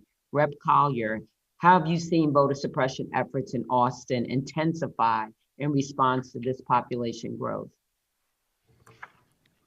Thank you for the question. In fact, the suppression, too often we look for overt and obvious signs of suppression, but suppression can be emulated in long lines. It could be creating harsher penalties for making simple mistakes. So it may not look like the poll tax and the literacy test of old time, but suppression can rear its ugly head in various subtle forms. And so going back to the question about if we have ballots that have multiple languages on them, the only reason we have that is because of the protections of the Voting Rights Act of 1965. In 1975, the state of Texas was required to provide multiple languages in the ballot only because we had the the protections under that Voting Rights Act, which only elevates and shows the need for having this type of provision again. So Texas was made to do these multiple languages. It wasn't done on its own. And so unless we have federal intervention, we will continue to see the chipping away of our rights. You know, my colleague took the time to go through step by step what you need a voter identification for. And there were a lot of things, but it's not just about voter identification. It's voter identification mixed in with everything else that you have to do. And I don't know if one of the reps or Ms. Perales, if you want to respond to that. And your time is up, but let's let Ms. Perales respond. That's great. I'd just like to make 2 quick points. One, voting is a fundamental right. Voting is not the same as going to the store and buying a bottle of liquor, and it should never be equated that way. That's demeaning to the right to vote. Second of all, Texas had a voter ID law, and unfortunately, surgically made it tighter and more restrictive in a way that a federal court found was discriminatory against minority voters. So an ID can be certainly much more expansive than what was provided in Texas when it was found to be discriminatory. And you should know that because of that federal court ruling now, Texas had to broaden the opportunity for voters to vote. Thank you so much. And I thank the representative. Before I recognize Mr. Franklin for his 5 minutes of questioning, one, I want to recognize the presence of Congresswoman Sheila Jackson-Lee from Houston, who's been with us observing the hearing. And I also want to thank Congressman Vesey, who has cleared up this urgent matter about COLAs for retired teachers in Texas. It looks like both sides were right. TRS retirees have not received a permanent annuity increase since 2013, and the COLA applied only to retirees who retired on or before August 31st, 2004. Anyone who's retired after this has never received a COLA. I've got more details about that, but I think everybody was acting in good faith, and I now recognize Mr. Franklin for his 5 minutes of questioning. Thank you, Mr. Chairman. When there's so many topics and issues we could be digging into here as Congress's Committee on Oversight and Reform, we are once again squandering the opportunity on something that is not germane to this body. But I'm not surprised. After all, it was here on this committee that I learned the person I'd always considered my mother isn't a mother at all. She's just a birthing person. On multiple occasions when I thought we might actually conduct oversight and discuss reform with respect to the breakdowns surrounding the events of January 6th, my Democrat colleagues refused to require leadership of the Capitol Police to testify, so I'm not surprised. But I am truly puzzled why you all, our witnesses, have chosen to be here. Instead of being back home in your state of Texas and doing the work you were elected to do, you cut and ran to D.C., and you brought COVID with you, and you infected people while you were here at the Capitol, while you're at it. Chairman, I object. Personal text. Mr. Chairman, the gentleman has spoken of facts of the case, and the gentleman is speaking off publicly available information. All right.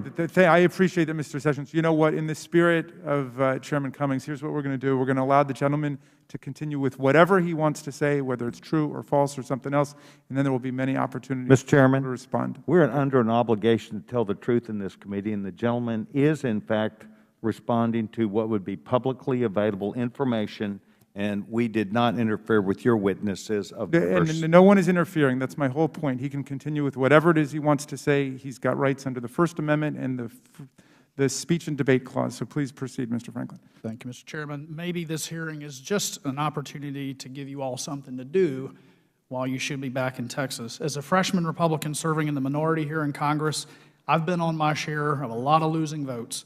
I don't enjoy it at all. But I think the Democrat Party the majority has jammed through a lot of policies that are terrible for our country. But here's the deal. We cast our votes and we move ahead. And sure, on the Republican side, we'll message about how we think it's wrong. And then when those bad policies bear rotten fruit, like skyrocketing inflation, crippling national debt, a humanitarian crisis on our border, or spikes in violent crime, we can say we told you so. But we still suck it up, do our job, and take the votes. And we bide our time until we retake the majority. We don't act like a bunch of spoiled cowards running away and refusing to vote when it's clear we don't have the numbers to get our way. Ms. Thompson, in your testimony, which we just received about an hour before the hearing this morning, you stated that you support H.R. 1, which the House of Representatives passed earlier this year on straight party lines, no amendments, no opportunities for Republicans to offer amendments to that, straight party lines. H.R. 1 would essentially strip away authority the Constitution grants to state legislatures by federalizing elections. In your oath of office for the Texas legislature, you swore, among other things, to preserve, protect, and defend the Constitution and laws of the United States. The framers of our Constitution wanted the authority for determining the manner of elections to rest with the state legislatures, not Congress, not appointed officials, not other elected officials, specifically and only the state legislatures. I can't fathom why you would want to cede power granted to your state back to the federal government. And I hope the good people of Texas are watching this and really understand what our witnesses are trying to do. They think the federal government knows better than you Texans how you should conduct your elections. The media and your liberal buddies try their darndest to paint you as heroes, but you're not. The truth is, when you sought office in the state legislature, you persuaded people in your districts that you were the ones who should represent their interest in the arena. You signed up for it, and Texans put their trust in you, and now you're failing them. Instead of being here, you should be getting on a plane at Reagan National and flying back to Texas in coach like the rest of us. And unlike the private jet you used to get here, they're going to make you wear a mask. I don't have any questions, Mr. Chairman, but with the balance of my time, I'd like to yield it to my colleague, Mr. Fallon. Thank you, Representative Franklin. You know, we're hearing so many things today that are either not true or the assertions are accompanied with absolutely no proof whatsoever. The chairman of this, not the subcommittee, but the chairman of the whole committee, said that Texas is the hardest state in the union to vote. All right, let's look at 2016 to 2020. Texas improved our turnout 8.8%. That was the 9th best out of 50 states in the country. So you can say whatever you want. Doesn't make it true. Certainly that assertion wasn't true. The historical struggle for our African-American brothers and sisters to vote is real. That happened, and it's horrific. It's the largest and most horrible stain on our great country. We need free, honest, and open elections. And I get physically ill hearing the stories that Representative Thompson shared with us. Those are awful, but let's address the matter at hand today, which is the bill that you all broke quorum not to vote for. I hear a lot of things that you could offer amendments to make it better. That's what the amendment process is all about. This bill isn't voter suppression. This bill is voter integrity. Mr. Chairman, I yield back. Mr. Chairman, I have a point of parliamentary inquiry. I'm sorry, where's that coming from? Right here. Oh, yeah, yes, Mr. Mfume, please. Mr. Chairman, I would ask, do the rules that govern the committee permit Democrats or Republicans to defame witnesses by calling them cowards and being unable to substantiate that? It just seems to me that that's outside of the realm of free and open discussion, and it is an act of defamation. Yeah, it is the spirit, the tradition, and I believe the rules of this committee to treat all witnesses with civility and respect. And as chair, I will not tolerate intimidation or abuse of witnesses. So everyone, please take note. And I thank you, Mr. Mfume, for that clarification. I'm going to recognize myself for my 5 minutes of question. And the first thing I want to do is I want to contrast what you have done with what the violent insurrectionists did to us on January 6th. They had a complaint about voting too. They came here to stop the steal, is what they said. They had been goaded by Donald Trump to come and to try to put pressure, coercive pressure on Vice President Mike Pence to reject Electoral College votes from Arizona, Georgia, and Pennsylvania, to proclaim a power no vice president had ever exercised before and doesn't exist in the Constitution. And Pence, to his great credit, refused to do it. And you know what? They trashed the place. And they injured and wounded 140 police officers. Now we have representatives from a major political party in Texas representing African Americans, Mexican Americans, white people, Native Americans, who are coming forward to say that their voting rights are being subjected to a gauntlet, an obstacle course that was so precisely elucidated by Representative Bernal. They're saying this is just another dressed up form of voter suppression and disenfranchisement. I was delighted to hear my friend Mr. Fallon say that it pained him to hear about the history of disenfranchisement and voter suppression that affected African Americans, but at some point apparently it all ended. And what you guys are here to complain about, what you have come all the way to Washington to talk about, is apparently just a figment of your imagination. So we can't trust the African American community or the Hispanic community or Native American community or the voting rights lawyers about this. We're supposed instead to trust one political party. And I'm sorry, I don't just trust one political party, whether it's my party or somebody else's political party, because what they want to do is win elections. Now, Representative Bernal, we've heard some attack on one-size-fits-all elections. The claim is that by getting the federal government involved, as the Civil Rights Movement did with the Voting Rights Act, but by getting the federal government involved, it's a cookie-cutter, one-size-fits-all approach. But when I look at this bill, it looks to me like that's what that bill is, because there's all kinds of things that are working at the county level in Texas that are going to be extinguished by this legislation. Isn't this really an attempt to impose a one-size-fits-all straitjacket on the counties and the municipalities in Texas? It is. It would force counties that are small, 5,000 people, 6,000 people, to operate the same way counties of millions of people and to abide by the same. There's nothing wrong with the same rules. In fact, that's what federal laws are for. They're the ground floor. Otherwise, there's no reason to have them at all. Well, I'm for uniform rules that help people get the right to vote. I'm against uniform rules that try to crush the right to vote. There should be baseline protections. There should be a ground floor that holds the standards. But otherwise, the idea that you would force, for example, Harris County or Bexar County, where I'm from, to operate in exactly the same way as a smaller county, sure, there should be rules they all abide by, but that doesn't mean that they can't do things within the law that benefit voters. Well, Representative Collier, for example, you talked, I think, about the 24-hour voting. There are some people who are out there working double shifts. They're working the day shift and the night shift. The only time they can vote is at 2 or 3 in the morning. If that's a decision of Harris County, why should the state dismantle that? Because it's not good for their narrative. Let me just tell you this. In Texas, in the 2020 general elections, we had the largest turnout of voters since 1992. And in response, we get restrictive legislation that would limit the access to the ballot box. We saw that what they did in Harris County worked. Drive-through voting, and just like you get the COVID shot. If you get the COVID, I'm vaccinated, we're all vaccinated here from the Texas Democratic Legislature. And if you get the vaccine, if you can get it drive-through. And that's all that they were offering in Harris County to address the pandemic. But under the bill, they would allow untrained partisan poll watchers to observe close enough in violation of any type of CDC guidelines. And the governor has prohibited local officials from requiring masks. So that means that Delta variant that's going around would spread even easier under the election coming up if we don't have precautions in place. Thank you. Ms. Perales, Representative Bernal and Representative Thompson talked us through this remarkable obstacle course that would be imposed under the Texas legislation, making it extremely difficult for people to navigate all the twists and turns of the current law without subjecting themselves to criminal liability or prosecution.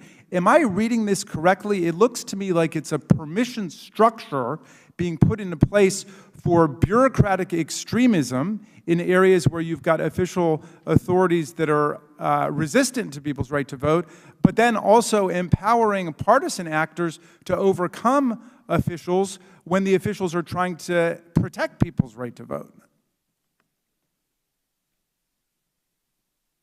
Ms. Representative, yeah. That's exactly right. It's coming at voters, and in this case, their assistors from both directions, or coming at poll workers from both directions, which is to threaten with felonies and a year of jail time any poll worker who tries to protect a voter, and at the same time change Texas election law so that instead of being able to stay in one place and observe, which is what poll watchers can do now, allow them to roam freely and get close to voters to observe their activities. I mean, it's just astounding to see this criminalization of the work of the election judges. Finally, Representative Thompson, it was just said by Mr. Franklin that you cut and ran.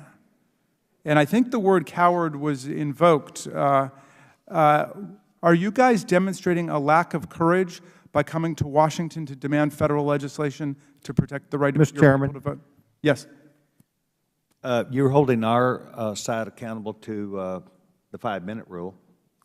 But I've given everybody on both sides some discussion, so I'm going to finish with this question. And if you want an extra question, by all means, Mr. Sessions. So I just wanted to ask you this question. Did you guys cut and run? No, we took the same responsibility to represent our constituents by leaving. And even though Mr.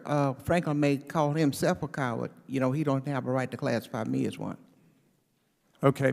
I'm going to go now to, let's see, Representative Cloud is next.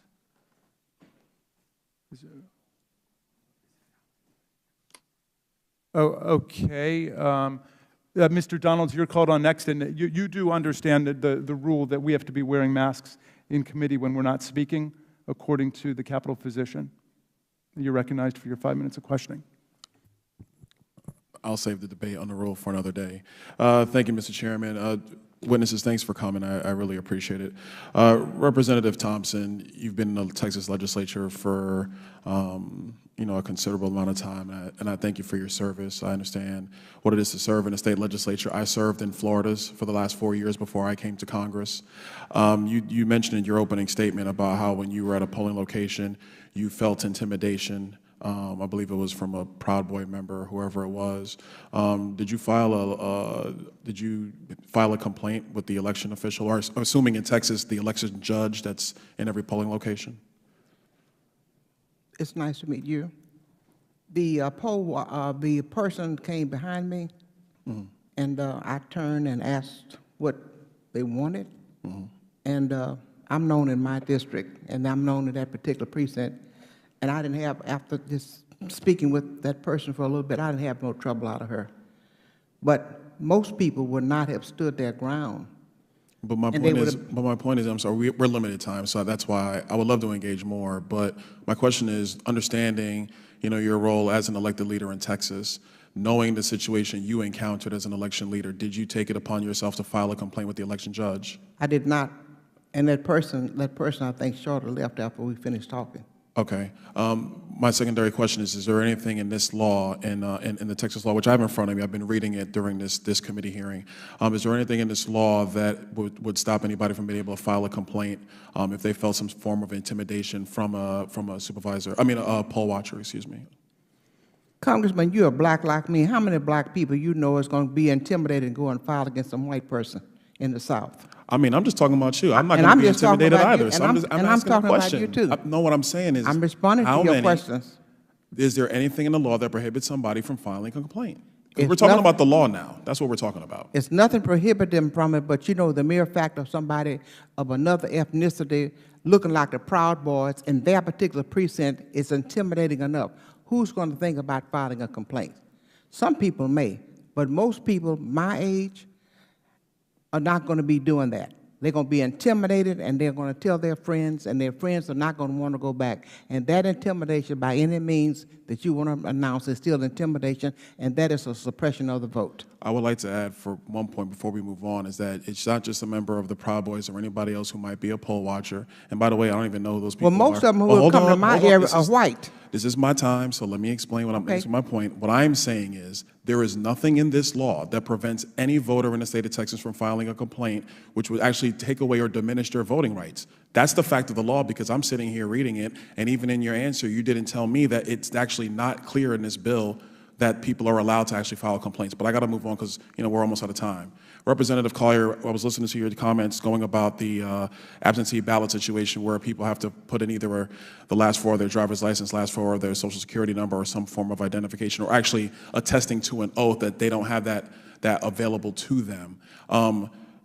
Your statement said that basically their ballot would be kicked if the number they put on the ballot did not match what's actually at the supervisor of elections. But in reading the bill, that is not clear. So can you further expound? Is this actually in the law that would allow a ballot to be kicked out of the process? Or to be clear, is this a technical change that you or any one of your colleagues could file an amendment to make that technical change? I'm sorry, what section do you say it's not there? This is, hold on, I've been thumbing through so many sections of this bill. Give me one moment. Oh, Mr. Chair, this is not fair. I'm having to dig through a bill during my time. We got dead air. We'll be kind to you. All right, thank you, Mr. Chairman. I appreciate that. Assistance of voter.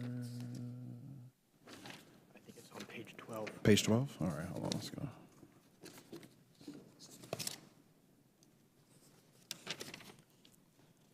No, that's poll watchers. No, it's not that way. No, it's not that way. It's this way. I should have dog-eared this thing. My apologies, Mr. Chairman. Okay, page 17. This is Article 5, Section 5.02, starting with Section A, subsection 1, line 26, starting on page 16. From my page is what I'm reading on. Are you on House Bill 3 or Senate Bill? I'm on House Bill number 3, ma'am. Okay. And so reading this bill, I'm looking at this, and there's nothing in this language that would kick your ballot out. So please explain, your rationale to the committee on this. Okay. It says an early voting ballot on page 16 must include, and it has these requirements on page 17. If it does not include, then it has not met the standard and the requirements under the law. But for clarification purposes, what's in here is that you either have to have the last four of your driver's license, the last four of your social security number, or you can actually make a statement that you've not been issued a number of anything in the first two sections. And if you do one of those three, your ballot is actually allowed to count under HB 3. Absolutely. So the concern, and we're not even raising the issue of voter ID, strict voter ID in Texas, because that has already been determined by the court. That has been resolved. The concern with this one is if I registered to vote 20 years ago, I was required to put down one of those identifications. I either put down my social security number or my driver's license number. All right, on this particular measure, it's saying that the person must put down the number that corresponds with the one that's on file with the election administration.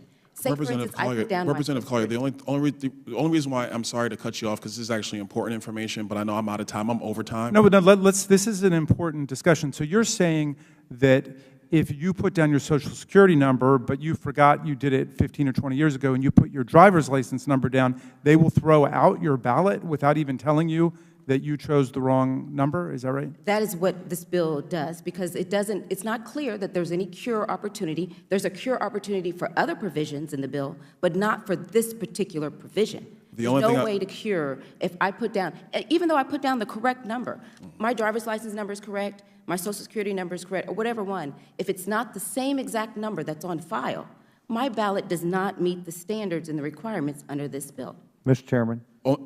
My ballot. I'm sorry, but the time is Mr. Donald's, and I'm going to be generous. So take another moment, if you would.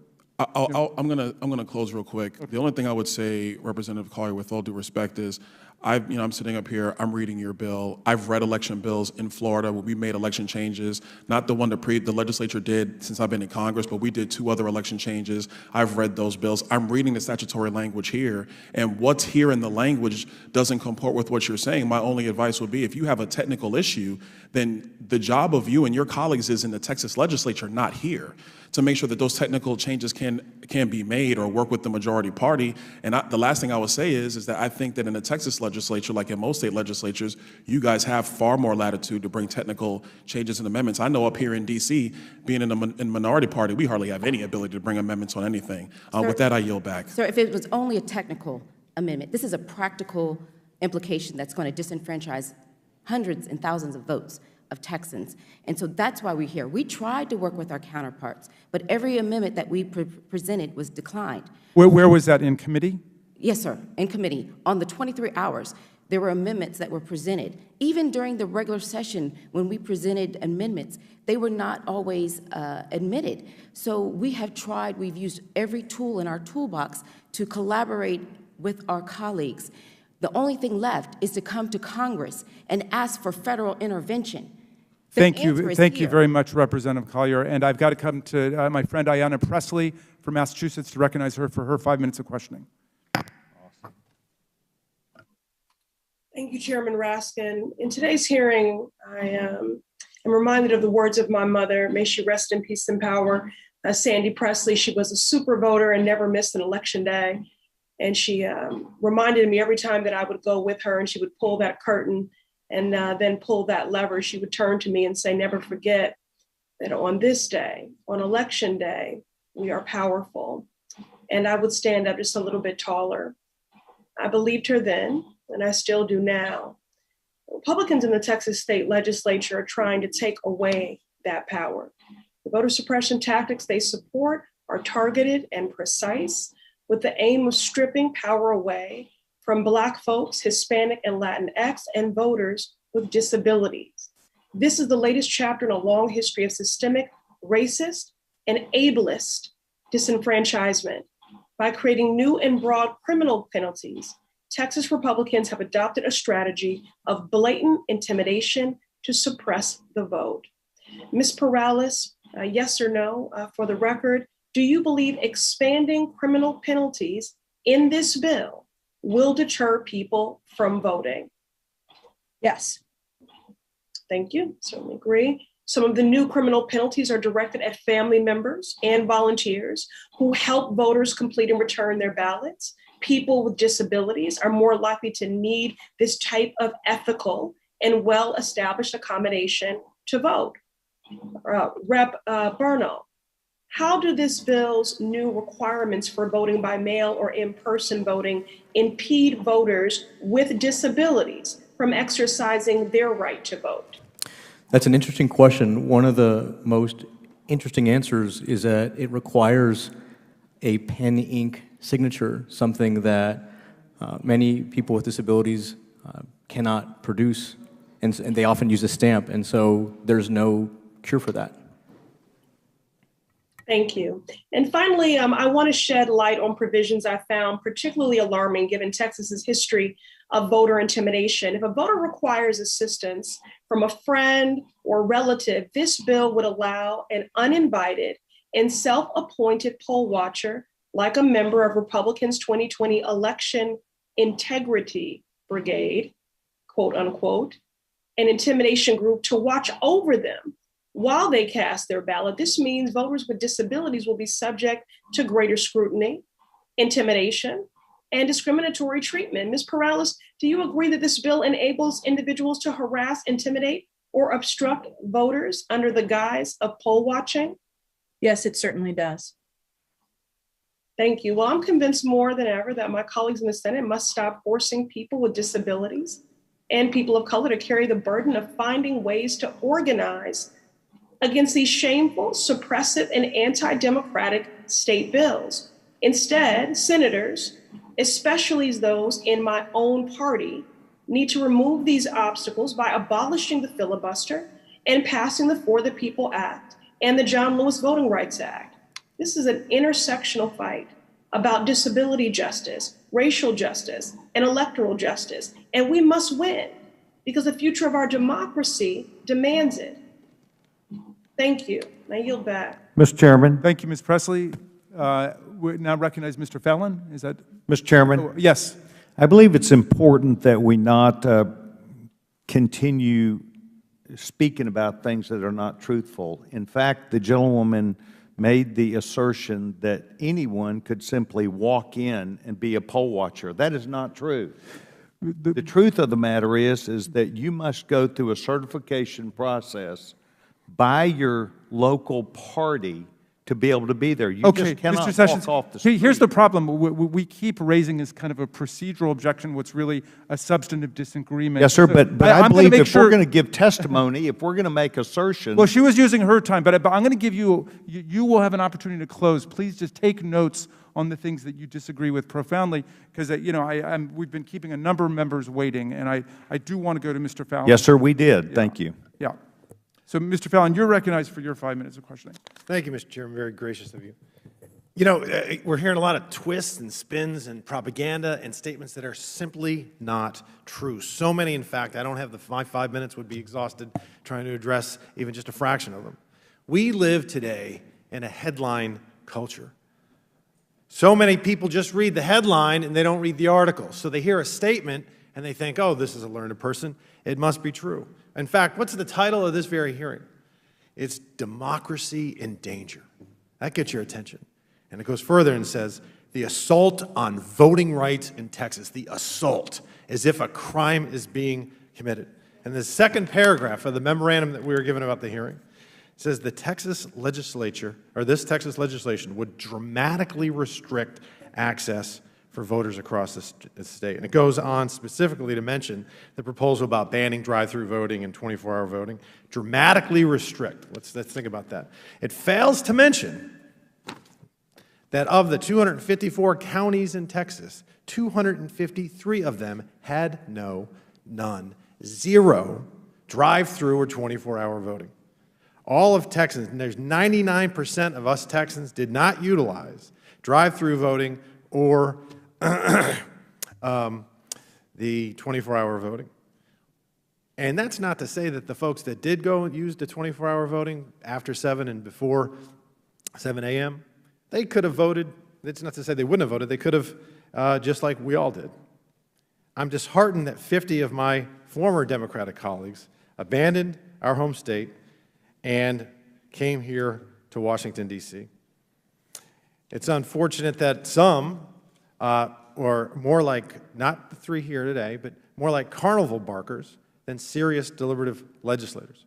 The phony arguments and baseless claims are hyperbolic in the extreme, completely disingenuous and patently untrue.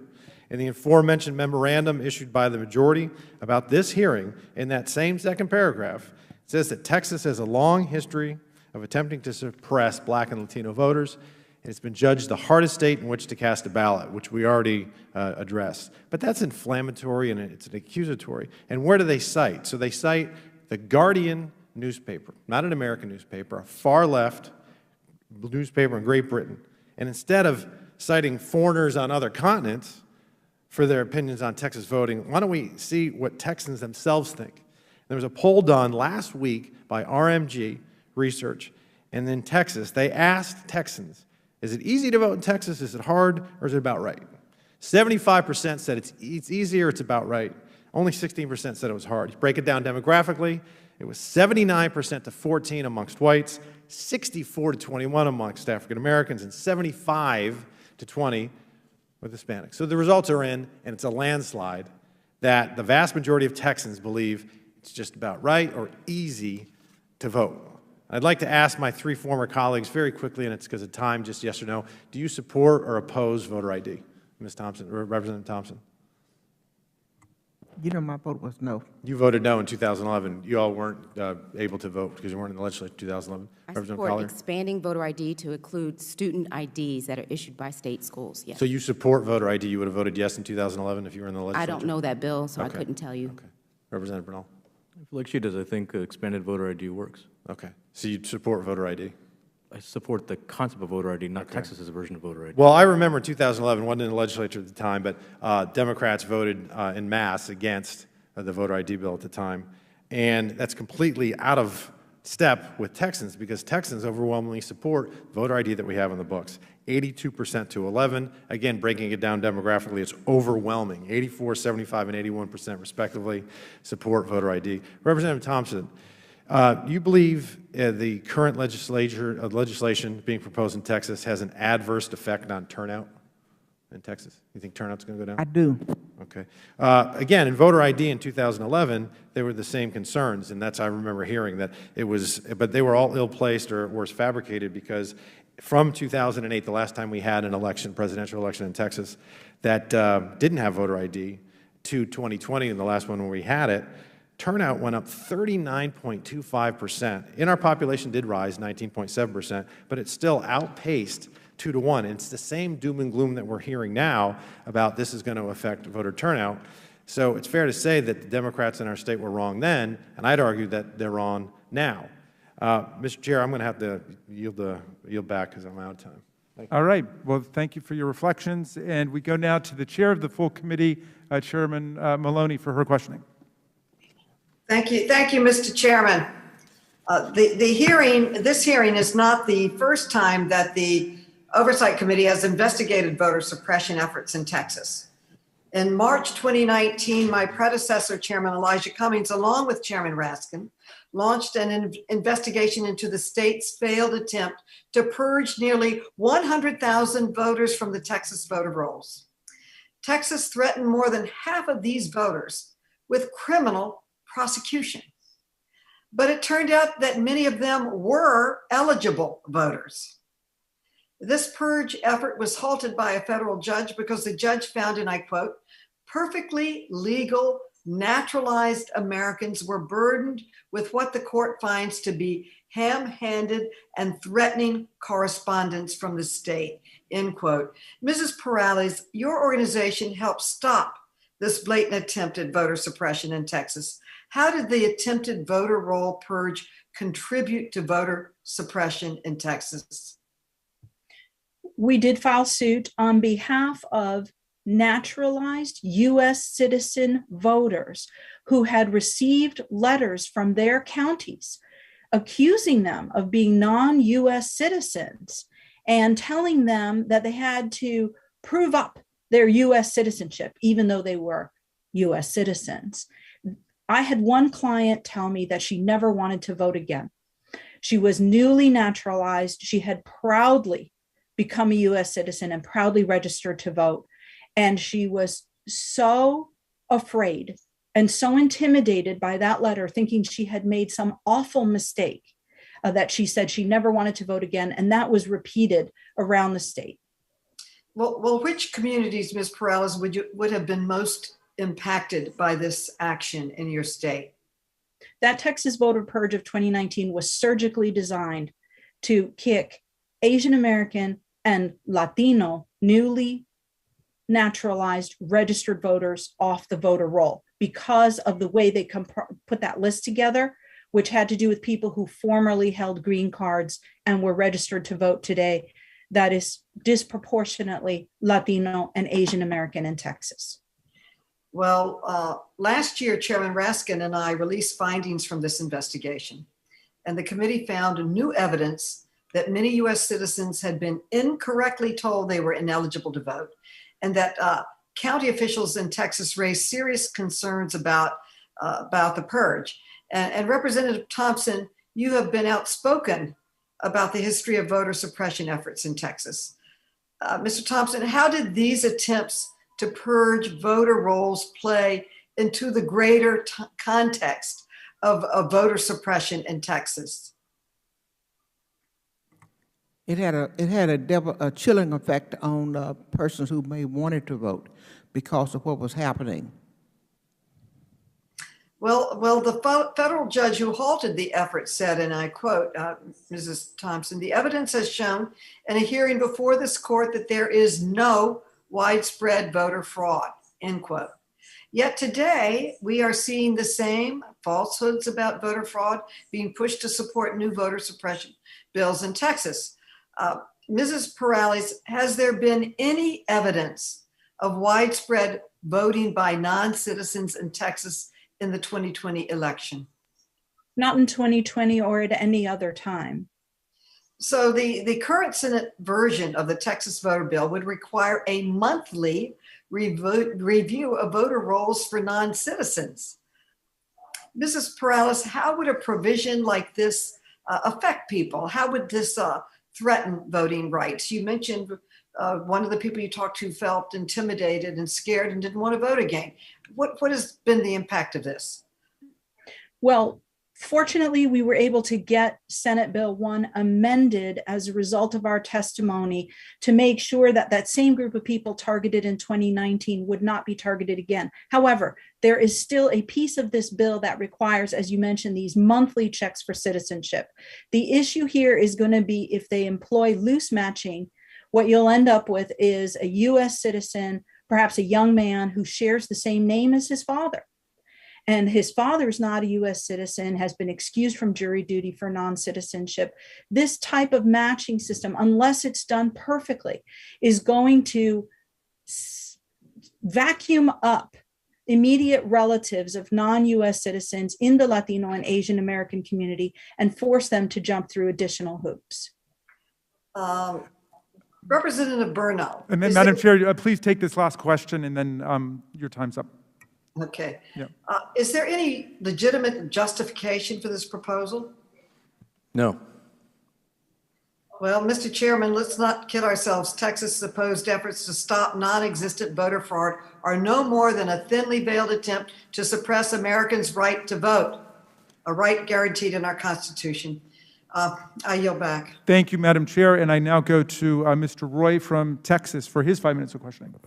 I thank the chairman, and I also thank the chairman for allowing me to wave on. Obviously, I was the ranking member and served with you in this last Congress, so I appreciate that very much. And it's good to see you back. And I should tell you that my friend Jennifer Lord, who's your constituent and a conservative Republican, is watching us today. So Excellent. Please be on your best behavior. I appreciate that, and great to see my colleagues from Texas, although I wish we were under slightly different circumstances. Obviously, I think that you guys should be in Austin, Texas, performing those duties. Let me ask you a couple quick questions here, and I'm just going to scatter these around. Just give me yes or no answers if you can. Representative Bernal, is Section 2 of the Voting Rights Act remaining full in effect? Excuse me? Is Section 2 of the Voting Rights Act remaining full in effect right now? Yes. Right. And are you aware, was it just Section 5 that was overturned in the Shelby County decision 8 years ago? Right. And that the reason that the body, that it was overturned was that this body failed to update the formula and was using 50-year-old data and a 50-year-old formula.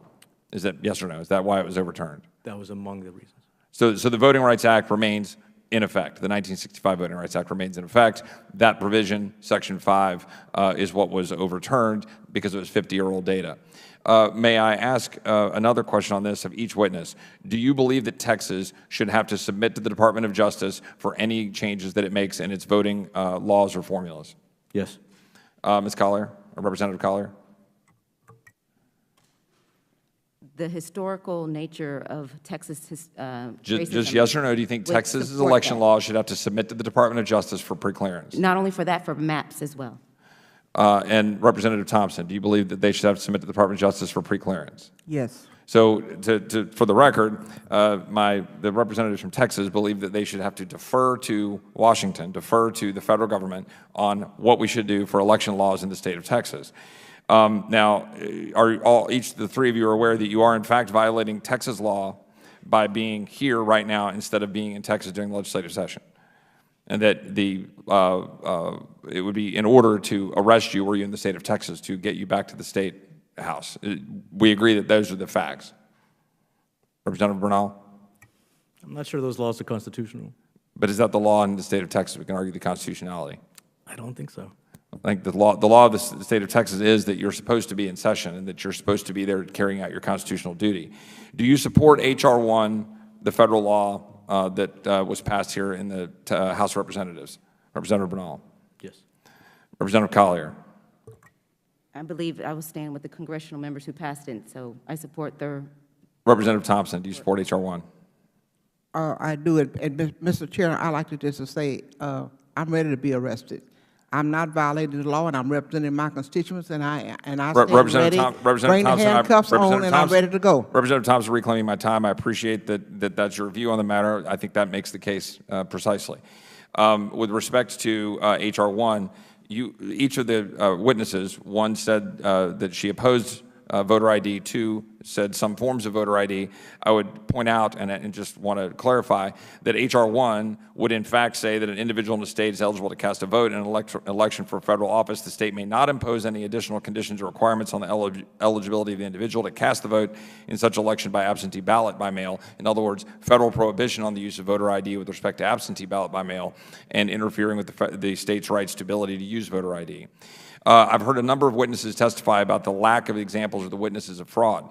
On September 3rd, 2014, at the United States District Court in Corpus Christi, Democrat election expert Buck Wood was asked if there was a voter fraud occurring by mail. His response, and I quote, was yes, very definitely. Do you agree with him? Representative Bernal. Do I agree that Buck Wood was aware of a case of Was asked fraud? if there was voter fraud occurring by mail. His response, and I quote, was very definitely. Do you agree with him? I believe that he said that, sure. Representative Collier, do you agree with him, his assertion? I cannot confirm or deny. I'm not sure. Representative Thompson? I'm not aware of him saying that. Okay. In 2007, your colleague, who also happens to be here in D.C., Rafael Anchia, said, and I quote, vote by mail that we know is the greatest source of voter fraud in this state. Do you agree with Representative Anchia, yes or no?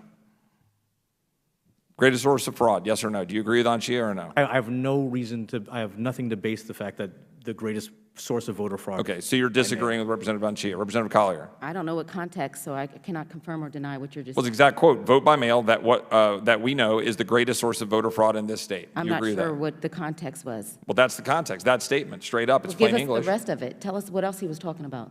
The sentence, vote by mail that we know is the greatest source of voter fraud in this state. Do you agree with that? Sir, I would decline to respond. Representative Thompson? I think he would be at a better advantage here if he was here to answer that question for you. Well, 18 years ago, Representative Garnett Coleman, a Democrat, tried to ban pre-printed ballot by mail applications. Do you agree with Representative Coleman that we should ban pre-printed ballot by mail applications? Representative Bernal? I do not. Representative Collier? I'm not aware of that statement. Do you agree, though, with that position? I cannot say what he thought or what he did. Representative Thompson? I'm not aware of his making that statement. Congressman, can I clarify the question? Very quickly, because I'm running out of time. Are you talking about an application or are you talking about a ballot? Pre-printed mail-in ballot. No. Application, yes. Ballot, no. Okay. All right. And then with respect to the assertions earlier, I think was placed into the record, the chairman put in a number of videos and statements from Texas constituents.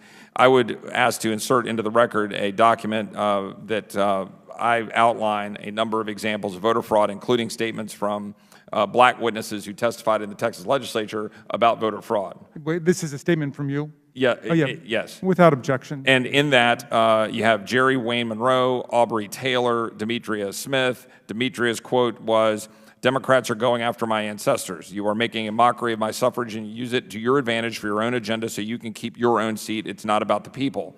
Aubrey Taylor, hear me. Elections are being stolen in Harris County. And if something is not done right now, I guarantee you get ready to lose the state. Jerry Wayne Monroe, my community is suffering because there are kingmakers and they cheated in the last election. He testified that he witnessed ballot harvesters take $22,000 in pay. He affirms that ballot harvesters were soliciting nursing homes. He testified that a poll location had spare IDs available for voters if they did not have one. The fact of the matter is, there is fraud in elections. The fact of the matter is, the legislature is putting forward a good faith effort to try to reform our election laws in the state of Texas. And the fact of the matter is, Texas Democrats fled Texas to Washington, where they're asking Washington to step over the interest in the voters of Texas. All right. Thank you, Mr. Roy. It's great to have you back. I now will recognize Ms. Norton for her 5 minutes of questioning. Thank you very much, Mr. Chairman. And I want to begin by appreciating your words about Bob Moses. I worked with Bob Moses in the Student Nonviolent Coordinating Committee, or SNCC, in Mississippi. I much appreciate your remembering him. My question goes to, and I would like to put up a slide. According to records obtained by the local Houston press outlet KHOU11, the Texas Attorney General received 197 complaints of voter fraud from 2015 to 2020, during which over 44 million votes were cast. That's 4 thousandths of 1%. Only 23 of these complaints pertain to the 20 20 election, and there's another slide there, during which over 11 million, 23 of 11 million votes were cast. Now that's 1% of 478,260 votes. So this is my question for Ms. Perales. How does the discussion of these pending cases mislead the people of Texas about the prevalence of voting fraud, given what I've just shown you? There's just a complete and total mismatch between the very egregious restrictions that are being put forward in this bill, and which many of the members here today are refusing to engage on these specific provisions. But there's just a complete mismatch between what's in this bill and the very sporadic, individualized, anecdotal reports of voter fraud in Texas. My next question then is for Representative Burnell. The Governor Abbott's own administration has rejected claims of fraud. Keith Ingram, who is a senior deputy of the Secretary of State and Director of State Elections, testified that elections, and here I'm quoting him, that the election was smooth and secure. So Mr. Burnell, how did Republicans react to Mr. Ingram's conclusion? I don't think they care. I think they're going to do what they want to do, and it doesn't matter what facts or figures they have in front of them. It doesn't matter if it's from our Attorney General or our Secretary of State. They have a different agenda that's not based on numbers or reality, and that's why we're here. Well, this is thank you. A question for Representative Collier. The failure to find fraud is certainly not for lack of trying. Attorney General Ken Paxton doubled the hours of his staff spent on fraud cases this cycle, 22,000 hours, and yet only charged 16 cases, minor cases, none of which resulted in jail time. So Ms. Representative Collier, what do you make of the argument that prosecutors simply do not have the tools to uncover massive voter fraud? Well, thank you so much, Congresswoman, for that question. There isn't widespread voter fraud. That's the response. In fact, the ACLU did a study and found that 72% of the investigations by the Texas Attorney General, who, by the way, is under indictment for fraud himself, for security fraud himself, have been lodged against people of color, Black and brown individuals. So when you have a bill that increases penalties, creates new penalties, criminal penalties against voters, potential voters, it's only the conclusion that we can reach is that those would be targeted against people of color.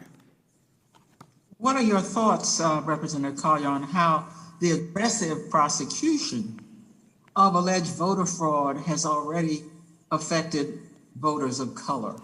And you raise a good point, because the way that the bill is written, that there's no mens rea. In law, we call that the intent. Did I have the intent to defraud?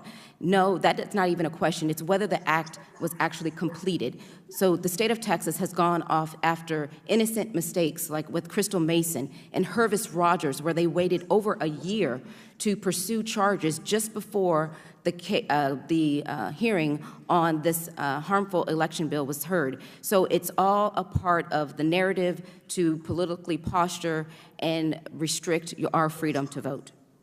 Mr. Chairman, can I simply thank you for this hearing on behalf of the voters of the District of Columbia who are struggling for statehood, who have no vote in this House or in the Senate. So this hearing on voter suppression means a great deal to me and to them. And your comments mean a lot to us, Representative Norton, and as do the rights of your constituents who never stormed the Capitol, even though they've been disenfranchised for a long time. I thank you, and I recognize Representative Cloud for 5 minutes. Thank you. I find it odd that we're talking to you here today in Washington, D.C. You, like us, took an oath of office to protect, to defend the laws of the Constitution of the United States, you for Texas. And as a Texan and as a constituent, it's odd to see you here instead of back in Texas doing the job that you were elected to do. Now, you've talked about the fact that you're here to help break quorum. Now, your understanding then is that quorum, the ability for you to break quorum has to do with the fact that your presence is not there. Is that correct? Is that my understanding? It's not a hard question. Who are you directing the question to? I don't think you... I guess my question to you is it your understanding that a quorum requires your physical presence? To either one? I mean, that's yes, no? To whom are you directing the question? Either one of you, all of you. The representatives here. Okay, this is not a complicated question. The point of the matter is... But would you be kind enough to restate your question, please? The point of the matter is that the Texas Constitution requires a quorum for you to be there in order to do business. That's understood that means your physical presence there. The U.S. Constitution requires our presence here, but we've enacted proxy voting in a way around that, and we need to go back and return to the days before proxy voting here in order to do business. I would suggest that you return to Texas and continue to work on the job that Texans elected you to do. The spirit of Texas is all about doing the work that we are set to do. We can remember the Alamo and all of those kind of things, and we've never been ones to run from a fight, and I'd encourage you not to do that as well. And I'd yield the remainder of my time to my friend from Texas, Pat Fallon. I have good news. I got a text from your colleagues that are in Austin, and on your concern, Representative Collier, about the TDL and the Social Security number not matching, they are aware of it. They said they discussed it with y'all, and they are going to cure it via an amendment. So we spent a lot of time on something that's going to get fixed. So that speaks well for coming to Washington. You made a little bit of progress. It's good to have contacts, right? Right, so Representative Thompson, do you feel the 2020 November election, general election in Harris County was conducted fairly in your home county? The Secretary of State of Texas said it was. Oh, he's not here. You are. No, you she believe. was. You believe it was fair. Is that fair to say? Okay. It was fair. So I looked up the drive-through locations. There were 10 of them, drive-through locations in Harris County and where they were located, because where they're located is important. Are you aware, I'm sure you're familiar with Precinct 1, former Senator Rodney Ellis, now Commissioner. He's the Commissioner of Precinct 1 in Harris County. Okay. Is that a Democratic area? You mean the entire... No, I mean, is it majority Democratic area? Yes. Okay, yeah, it's about somewhere between 75% and 81% Democratic area. Interesting, of these 10 locations, 5 of them were located in Precinct 1. 4 of them were located just outside Precinct 1 in Democratic areas. And 1 was located in at the Humble Civic Center, which is clearly a Republican area. So 9 out of 10 of these drive-through locations that y'all love so much. And by the way, there are no drive-through locations in the other 253 counties. But the 9 out of 10, so 90% of them just happen to be in Democratic areas. 128,796 ballots were cast. I would say, respectfully, that definition of fair leaves a lot to be desired. And you were sworn in 1973, is that right, Representative Thompson? Yes, sir. So for 30 years, your first 30 years, you enjoyed a majority in the Texas House of Representatives, correct? Democrats were a majority? Right. Did the Republicans ever use this quote-unquote right or tactic to break quorum in those 30 years? We're using the same procedure that Oregon used 2 years ago because we have very when the little time. Republicans of the state of Oregon broke quorum. And as you know, Texas- Pat, it's in the rules.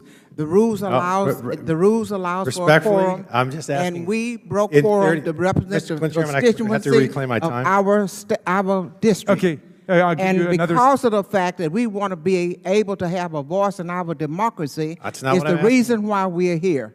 The real reason, what you should be asking me is, why are you having a problem because Texas happens to be 84% people of color and 16% of Anglo, and look like the power was about to swing, and you having a problem by wanting all of these laws in place? All right, now, but we're going to accept that as your response. I don't want to get into a Texas tussle here. We'll go back to you, Mr. Fallon. You get your final wrap-up question or statement. Thank you very much. I consider myself a person of color. I don't know what it is, kind of pinkish, maybe. We're clear. friends, Mr. Chairman. I know. He and I are friends. Representative Thompson. Obviously, you guys have roots in Texas. There. Representative, I may be white, but I'm colorful, okay? But anyhow. Pat, you know I had the honor of working with you, and it was a pleasure. No, thank you. So, but respectfully, because I did talk to Speaker Craddock, the first 30 years, because you all served together, the Republicans in the Texas House never broke quorum, and that was the point. They never did, and unfortunately, you've been party to it 3 times, and Representative Collier and Bernal now twice. May I correct you on something? During the first 30 years, we broke quorum many times. I can tell you because we, on different bills, we just may not have gone as long as we are now, but it may have been for a few hours or overnight or a day. We broke quorum several times. Okay, just for the record. Because I participated in those breaks. Yeah, but Republicans didn't do it en masse. That's what. Because it was only about eight or nine of you there. How could you? All right, Mr. Fallon. I don't mess with Texans messing with Texans. All right, thank you, Mr. Chair. I'm gonna call it off there, and because we've got to go to Congresswoman Alexandria Ocasio-Cortez for her 5 minutes of questioning, because then we're going to have to break and vote. But it's not over because we've got more people, and I also want to thank Congresswoman Sheila Jackson-Lee, who spent the day with us. I don't know if she's still here. Congresswoman Ocasio-Cortez, you're recognized. Thank you so much, Chair Raskin. And, you know, even just recently, just a couple of days ago, we saw that the Texas Senate passed a bill that removes education of Martin Luther King, women's suffrage, and Native American history from required curriculum in the state of Texas. So if anyone even studied American history, knew the work of King, knew the work and the necessity of women's rights and suffrage and Native American history in this country, they would know the importance of understanding this history in the context of present law. So let's start with a history lesson, and let's talk about Jim Crow.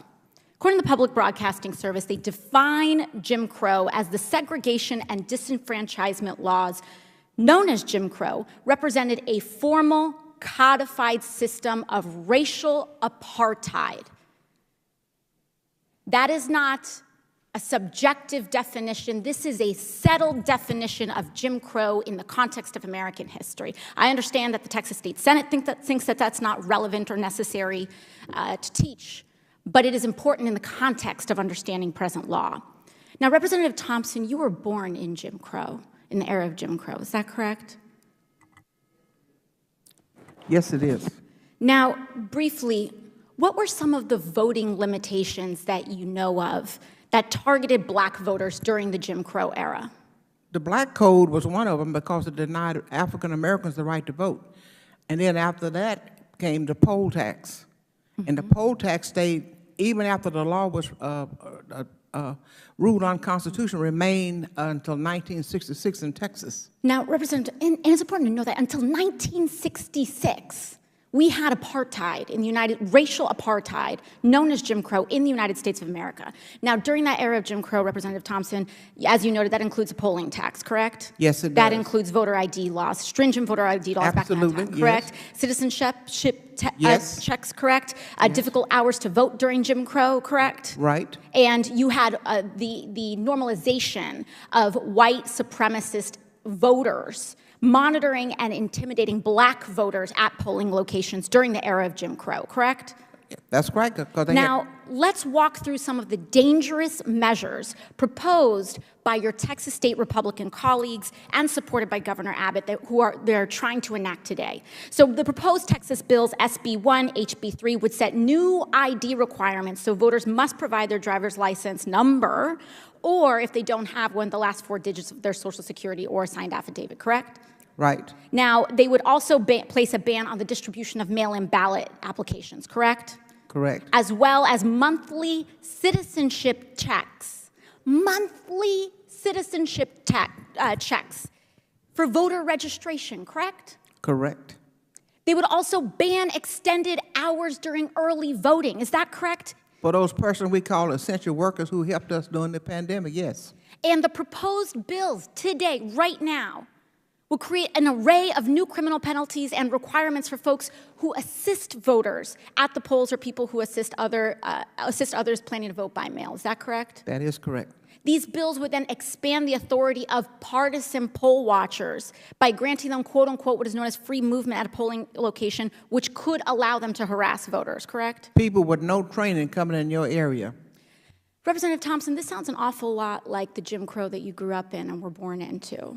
Based on your lived experience, would you say that these proposed voting laws are remnants of Jim Crow? I shouldn't even say remnants, revivals, an attempted revival at Jim Crow? Absolutely, Jim Crow 3.0. And would you agree that SB 1 and HB 3 are systematic measures to impede your community, Black communities, Latino communities, and wide variety, including, as Representative Presley had noted, disabled Americans, the constitutional right to vote, as was done in the past? Yes. Now, let's talk about voter, quote unquote, the myth of voter fraud.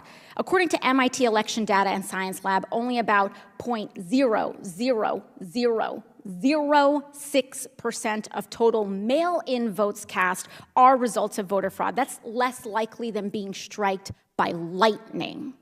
Representative Bernal, are you familiar with the 2016 case at Texas Association of Hispanic County Judges versus Greg Abbott, the same governor who is supportive of these bills? Yes. And what did we learn?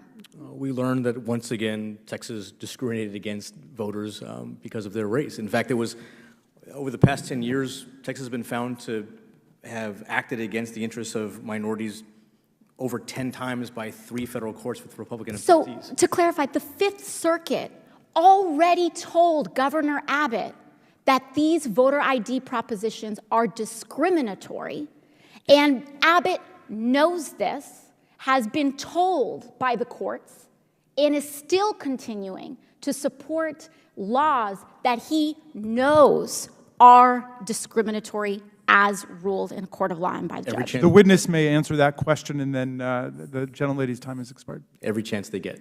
Thank you very much, and I yield my time. And thank you, Ms. Ocasio-Cortez. All right, so here's what we're going to do.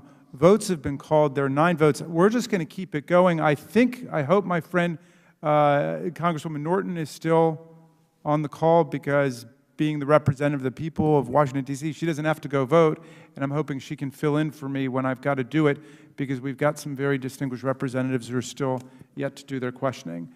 I'm going to go ahead and call on Representative Tlaib for her 5 minutes of questioning. Well, thank you so much, Chair. Yes. Mr. Chairman, I would insist that we, as we have normal, regular procedure, that we go back and forth. Is Mr. Comer here? I was waiting on him. Well, as you know, they've called a vote, and so I would insist that in that place, because you and I only 1 minute ago agreed we would continue, and I'm for continuing, but we would still, the Republicans would have a chance to respond for 5 minutes, not. Okay, wait, is there another member? I mean, I'm trying to get through all the members. Well, that may be true, sir, but they have, as you know, have gone to vote. So okay, the moment he gets back, we will go to him. Well, I'm going to say, sir, that I believe that rather than 25 minutes of straight Democratic members, that the Republicans be given 5 minutes, and then the Democrats be given 5 minutes, and then the Republicans be given. I can go and get someone, but I got you. You and I cut a deal right here a minute ago. Mr. Sessions, forgive me, I'm trying to honor that deal. I'm told that it was your staff that just told us that Mr. Comer was not here, and we should go ahead. Well, but that did not mean go ahead that we would not allow a Republican in that place. Well, I think 2 Republicans can go in a row, right? Yes, Chairman, they come look, back. My friends, in the spirit of Elijah Cummings, and I know I'm a poor substitute, we're going to get through this just fine. Every member of this committee is going to get the right to question. Mr. Chairman, you and I agree with that, and you and I have never agreed. I'm just wanting to know what the rules are. Okay, yes, so I'm going to make sure every member gets a question. I'm not going to try to cut anybody out. Poor Ms. Tlaib has been waiting so patiently. And that we respect. All right, good. And she always has such good humor. Ms. Tlaib, you're recognized for your 5 minutes of questioning. Thank you so much to both of you as we continue this really critical hearing. Thank you, Chairman Raskin, for really wanting to put this forward, and thank you to all the honorable representatives of the American people who risk so much for the rights and freedoms of so many. I want you all to know this is, I always have John Lewis right over my shoulder as a reminder that we sometimes, in a nonviolent way, have to push back against oppression and injustice, and you all are doing it. And I think it's extremely patriotic what you all are doing on behalf of your residents. And please don't allow my colleagues to intimidate or bully you. You know what the risks were, but also you know what is at stake. And so I just want you all to know you're inspiring, your courage is inspiring to me. Some colleagues continue to not like the title of this committee. Well, how about we equally are, angry and upset at things like the election was stolen. I'm so appalled by those that continue to enable that kind of rhetoric that really brought so much violence on January 6th to this Capitol. And I want you all to know it wasn't my immigrant neighbors here at the Capitol. They're not attacking our democracy. And this continue to attack, people of color and those as if they somehow were the reason that the outcome of this election was not in their favor. And just remind my colleagues, please, you all won with the same system of democracy. You won your elections with the same system. The forever impeached president won his election with the same system that you are now trying to tear down, that you are trying to dismantle. You all won your elections with that same system that you now are saying is fueled with fraud and all these other things. So I do want, Mr. Chair, if I may, I think it's important to put into the record an article that says Texas had an outsized presence at the Capitol insurrection. Without objection. That's the title. And so let's be clear, these Republican voter suppression bills took pains to avoid mentioning race, but they are aimed directly at American voters of color.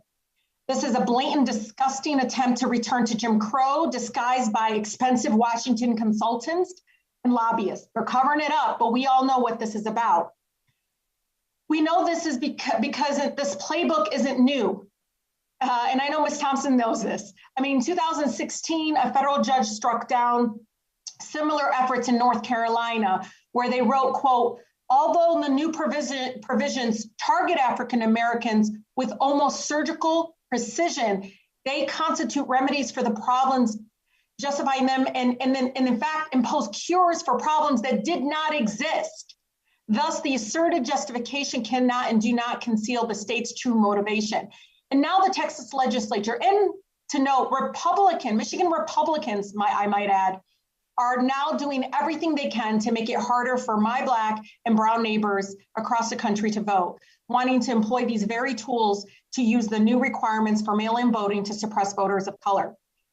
These proposed bills immediately create intentional confusion regarding IDs and requirements designed to trick individuals and really intimidate individuals from voting. And I know Nina had talked a little bit about that, and knowing my mother who's an immigrant, it would have devastated her to have that happen to her as she went to exercise her vote.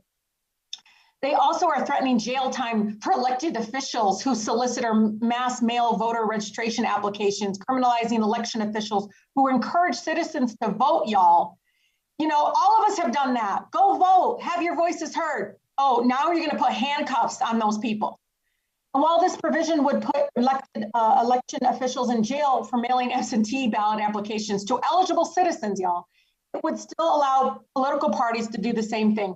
I cannot see any good faith reason why political parties would be able to help people vote absentee, but not nonpartisan election officials.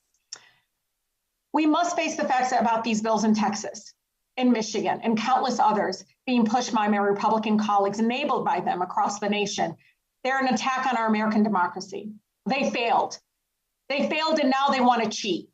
And that is the exact truth. They want to somehow dismantle anybody that looks like me or has a name like mine to be able to go vote freely. And makes me angry because they all benefited from that same system. They all are in their places of power because of that same system.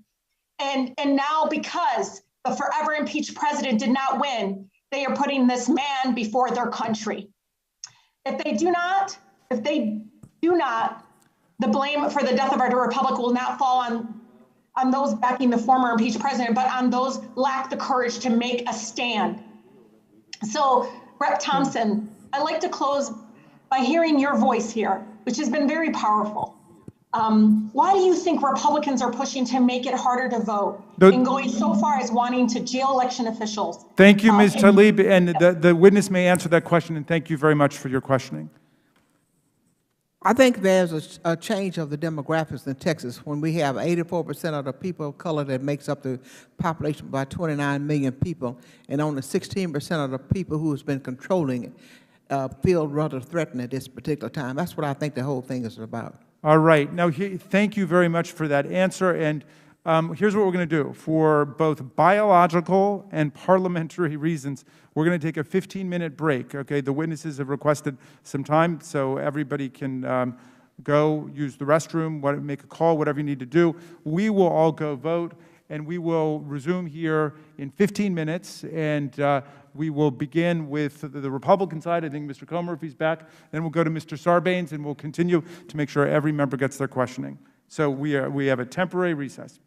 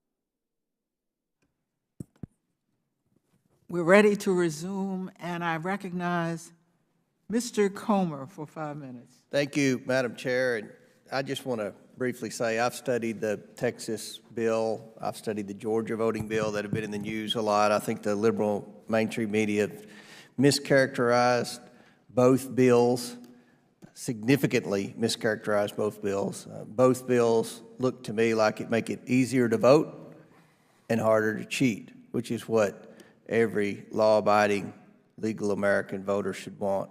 With that, Madam Chair, I would like to yield the balance of my time to the gentleman from Texas, Mr. Fallon. Gentleman from Texas is recognized. Thank you, Madam Chair. I just want to clarify something because you're all under oath, and just want to make sure. Well, Ms. T. or Ms. Thompson, Representative Thompson, was there a meeting held before the special session that took about a half a day that involved Republicans and Democrats trying to work out this bill? That was. Okay, and did you attend that meeting? I did. Okay. And during the 5-hour layout, you see, there's a special committee that was appointed to hear this bill, and are you on that committee? Vice Chair. Okay. So Chairman Andy Murr, during the layout, I believe it was 5 hours, he's the bill's author, talked about the concern that Representative Collier had about the mail-in ballot. If you use 20 years ago your Social Security number, but now you're using your driver's license number. And because Representative Busey specifically asked that question. And the commitment was made. Do you remember a commitment being made by Chairman Murr? You might not, that's fine. I just want to. I don't recall it. If we watch the tape back, there'll be a commitment publicly made by Chairman Murr that he would cure that and he would fix it with a floor amendment. So I just want to move on from that. Representative Collier, do you believe, and I'm guessing that I know the answer, but I want to give you the chance to answer, that this bill, if it becomes law, would be restrictive? Can you explain, what do you mean restrictive? Harder to vote. I'm sorry? Harder to vote. I think that this bill, let me give you an example. As I sat here today, my integrity was questioned.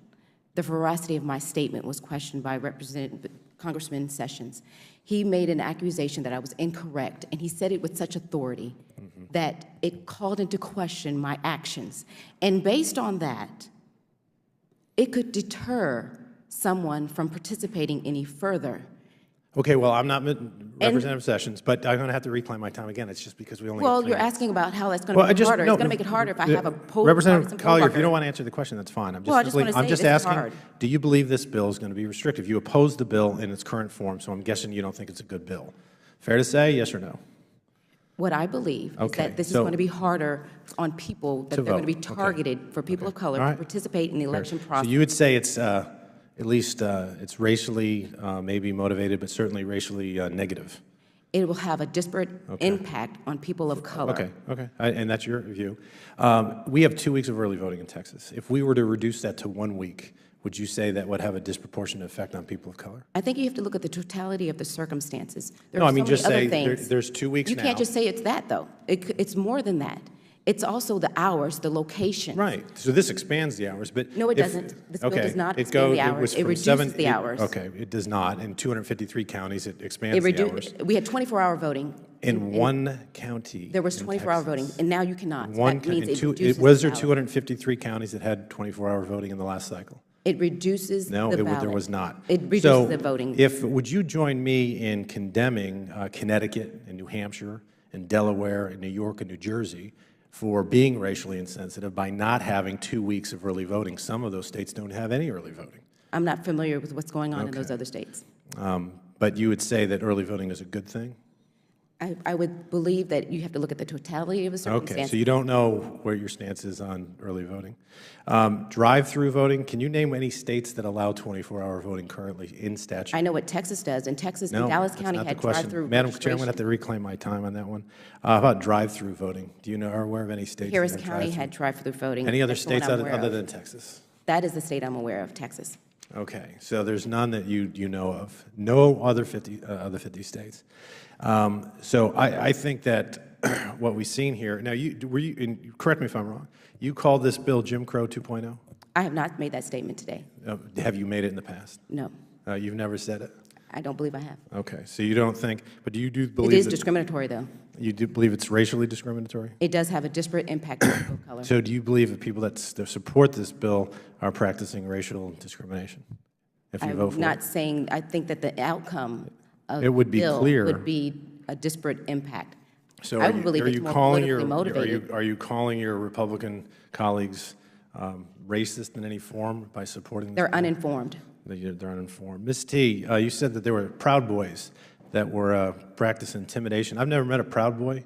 I didn't say they were Proud Boys. I said They they look like Proud they Boys. looked What like does they what could does a be. Proud Boy look like? Because I never met one. Well, I think that you saw some up here on January the 6th, didn't you? Yeah, I was about to fight some. I don't know who was proud. I don't know who they were. They were criminals that were, breached the Capitol, and I wasn't too happy about it. So what would you describe a Proud Boy? What do they look like? Well, let me tell you what the people look like that I talked about, the poll watchers that comes to my area. They are white, look like they could be people of the Proud Boys or the Ku Klux Klan. Just by looking at them. You're judging a book by its cover. Well, they haven't sent you yet. I'm still waiting for them to send you to my area. Gentleman's because time has expired. It would be more amenable to me if you had a chance to come. I believe that there were no complaints filed in Harris County at all on voter intimidation, so therefore I believe it's more of an urban legend than fact. Thank you, Madam Chair. I yield back. I now yield 5 minutes to Mr. Sarbanes of Maryland. Thank you very much, Madam Chair. Thank you all for being here. Thank you for coming to Washington at a critical moment in our nation's history. People keep trying to characterize what you did as fleeing Texas, but I think what you did was you were pulled to the nation's capital by the power of your experience and came as a clarion call to Congress and to the President to do all we can to push back against these voter suppression efforts. And you didn't just come for Texas, although that's your first love. You came on behalf of states and Americans all across the country who are facing similar rollback of their access to the ballot box. So I can't thank you enough for that. I want to pledge to you that I and others here are continuing to do everything we can to get H.R. 1, S1, the For the People Act, and H.R. 4, the John Lewis Voting Rights Advancement Act, across the finish line, and to do that as quickly as we can, understanding that our democracy is up against a shot clock right now when you look at plans to engage in extreme partisan gerrymandering across the country, as well as to further ingrain this voter suppression that we've seen. So I thank you for being here, and we very much appreciate your willingness to lean in every single day on these critical issues. At the end of the day, all we're trying to do is create a political ecosystem that puts the voter in a respectful place. That's all. Not to give one voter an advantage over the other, but to raise standards all across this country so that when you wake up in the morning on the day you've decided to cast your vote, whether it's sitting at your kitchen table filling out an oval on a mail-in ballot, or it's going to an early voting center, or it's showing up on election day, you have confidence that you can complete that transaction without having 3 or 4 or 5 contingency plans to make it happen. That's all we're trying to do with these reforms. Let me ask you, Representative Collier, and then Representative Thompson and Bernal, I'd like to get your perspective. But you had mentioned, Representative Collier, I think very astutely, that things that can be dressed up as mere inconvenience or difficulty in accessing the ballot box are really just voter suppression.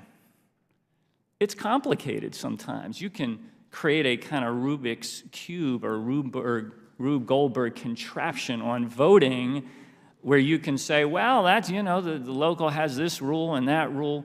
but somebody is masterminding that that's going to have an impact, and often an impact on certain groups.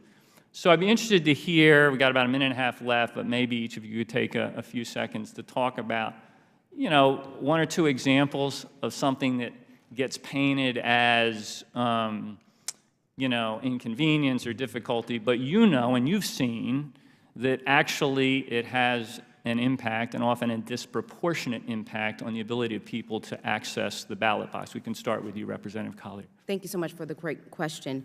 You know, when the polling locations change, people get used to voting in a particular location, but if they change those continuously, then that is a form of suppression.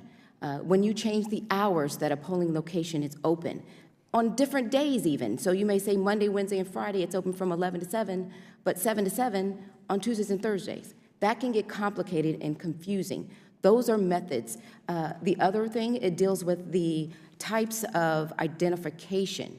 So you can use your open to carry license, your license to carry, but you cannot use your student ID that's issued by a state institution.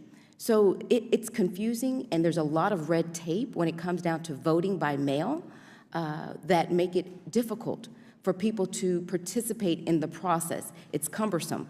And then when you do participate and you make a mistake, you're subject to harsh criminal penalties where you could face jail time. In this particular bill, the presiding judge could face jail times without a warning that the same poll watcher who violates the law would get a warning first and then a criminal penalty, subject to criminal penalties. So I don't see parity in the law that they're doing for this particular measure when it comes down to elections. And so that's what we want to make sure. And it's unfortunate that we have to come to Washington, D.C. We are still doing our job. Today, I have not stopped doing my job and representing my constituents since 2013, and that I would have to come from a member of Congress to tell me that he's negotiated and confirmed that a provision that was harmful to people will be removed. So that's unfortunate, but that's where we are today. And so I thank you for your bill and for the consideration, and I look forward to working with you. Well, unfortunately, I've run out of time. I'd love to get the thoughts of the other panelists, but I'm out of time. I did just want to say, Mr. Chairman, that as Representative Bernal said before, the word of mouth goes back into a community about how hard or easy it is to cast your vote. And wouldn't it be something if we could create standards across this country so that when people went back to their community, they said, you know, I went and voted today, and it worked out just fine for me. And we should all get out there and cast our vote and raise our voice. With that, let me yield back my time. Thank you, Mr. Sarbanes, for your leadership and your questioning. We go now to Ms. Fletcher, who represents Houston, who's not a member of the subcommittee, but she waved on and changed all of her travel plans just to be here to hear the distinguished representatives. Ms. Fletcher, you're recognized for your 5 minutes of questioning. Well, thank you so much, Mr. Chairman, for allowing me to participate in today's hearing, to join you for the hearing. And I really want to thank our witnesses for being here, both those who are here in person and those who are joining us virtually. I have limited time with 5 minutes, but I do want to respond to a few issues that we've heard today and also give you all a chance to respond. There were several questions that I think the witnesses were not able to answer fully. But I also want to address why we are here and why this matters. You know, these bills are being written in Texas, but these bills are being written across the country. And this is a national issue. And what's happening in Texas is really a cautionary tale. I want to follow up on something that my colleague, Mr. Fallon, said. You know, he raised the issue and said that, you know, it was horrifying to him and heartbreaking to hear about the past. Our witnesses here are talking about the past, but they're talking about the present. They are talking about what's being done to suppress the vote in Texas today. It is still happening, and it may not be, as our beloved late colleague John Lewis told us, requiring people to count the number of jelly beans in the jar, but our witnesses are telling us what's happening right now, and we need to listen to them, and we need to understand how we respond to this at a federal level. I have a couple of quick follow-up questions. Ms. Thompson, Representative Mace asked you several questions about what you need in Texas an ID for, and she asked a litany of questions. But there was one question she didn't ask, which was, does Texas require you to have an ID to vote? And I believe the answer is yes. in Texas, we have voter ID, and this bill is not about voter ID. It's a distraction from the issues and the methods that are in front of us. Is that right? Yes. And you also talked a little bit about the poll watchers. And I would like to know, I understand in this last legislative session that Texas passed what's called constitutional carry. Can those poll watchers carry weapons into the polling places under this legislation? We're not sure yet, but I'm not sure. I don't think so, but I'm not sure. Okay. Another question I had in a follow-up, and this is directed at Ms. Perales. Mr. Roy asked a question about Section 2 of the Voting Rights Act. And is it fair to say that the Voting Rights Act has, in fact, been watered down over the years and that we need to protect the rights of voters under Section 5 as well as Section 2? Yes, it is absolutely true to say that. And he was inaccurate in saying Section 5 was struck down. It was not. It was the coverage formula in Section 4. Nevertheless, Texas voters and many others throughout the South have lost an important guarantee of their voting rights, and it needs to be restored as soon as possible. Thank you very much, Ms. Perales. Another thing that we heard several of our colleagues talking about today is, in fact, some of the very innovative things that happened in Houston and Harris County, which I have the privilege of representing here in the Congress, and some of the extraordinary steps that our officials there took to make sure that people could safely exercise their right to vote during the pandemic. So some of the things that have been framed as issues of convenience really are issues of access. And from my experience, people across my district voted using these methods for a variety of reasons, and it was all voters who took advantage of these methods. And our elections administrator testified before the Texas legislature in the spring about some additional bills, not this current version of the bill, but a prior iteration, and really explained that some of the critical pieces that are challenging here is forbidding elections offices from telling people about mail-in ballots, about educating voters about their options to access the ballot box. It's a real micromanagement of local entities that's kind of contrary to what Texas Republicans have traditionally identified as a value of theirs. But it also does something, and we heard this from our colleagues today, that you're just kind of requiring some of the same things for people. But I would love to hear from you all how some of these things, and I think that's been the point of this hearing, that may seem facially neutral, are in fact discriminatory and will have a disproportionate impact on people in the communities that we all represent. And so I want to turn back because I think that Ms. Collier and I believe also Ms. Perales were both not able to answer two questions. So I want to give you the time I have remaining to clear up anything that was asked and you didn't get a chance to completely answer. Okay, the gentlelady yields back, and you will each be given a quick sec to respond.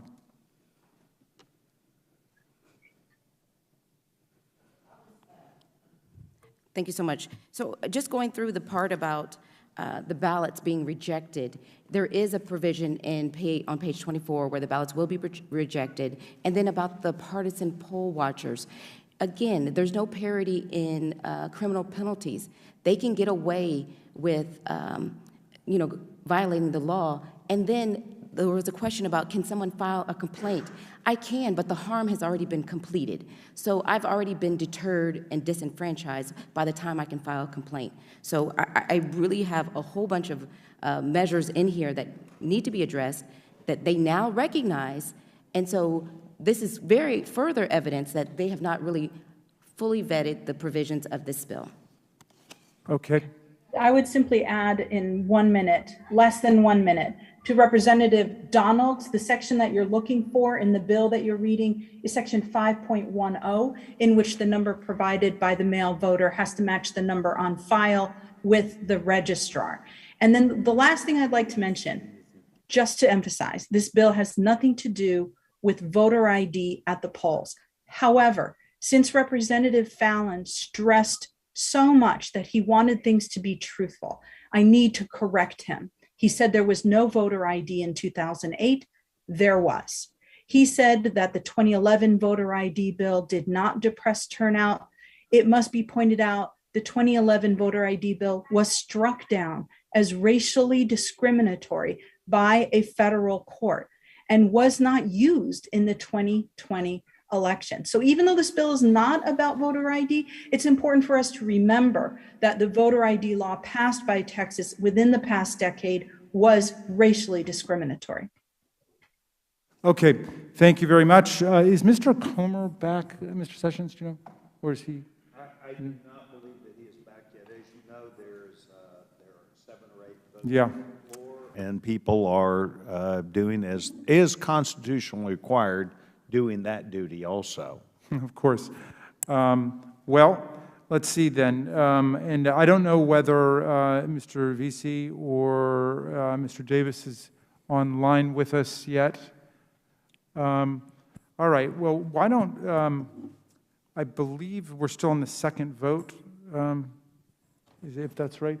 Well, why don't we do this? We're not going to, we'll take the remaining members as we've committed to them. We're not going to otherwise have time for all 5 of our witnesses to say a word of closing. So why, and a couple haven't spoken in a while, so why don't we give each witness a minute to give your closing now, and if you don't mind, we'll come back to you for further questioning. And Mr. Bernal, why don't we start with you? Thank you. And again, thank you for having us. I think in closing, it's important to point out that we've exchanged a lot of platitudes here, but we have not had a substantive debate about the actual components of the bill. Nobody wants to talk about the legality and the pieces about partisan poll watchers. No one wants to defend the piece about voter assistance. We had an exchange where someone accused us of being incorrect, and then that was later found that we were correct. And I think that the details matter. It's not a bill about voter ID. We can talk back and forth about our sort of hashtag messaging, but we have not had a substantive debate at large about the bill, because when we do, people see that we're right. We haven't had it in the State House. We tried to have it, and we were ignored completely, but the substance of the bill, the actual pieces, not the spirit, not the overall phantom wrong that we're trying to correct, but the actual nuts and bolts of the bill matter. And when we do that, it is clear what the bill aims to do in the face of absolutely nothing to justify it. Thank you, Mr. Bernal, and the Mr. devil is Chairman? indeed in the details. Mr. Chairman? Yes. In fairness, and I know fair is on my side or your side, who cares, but I'd like to engage the gentleman for 30 seconds.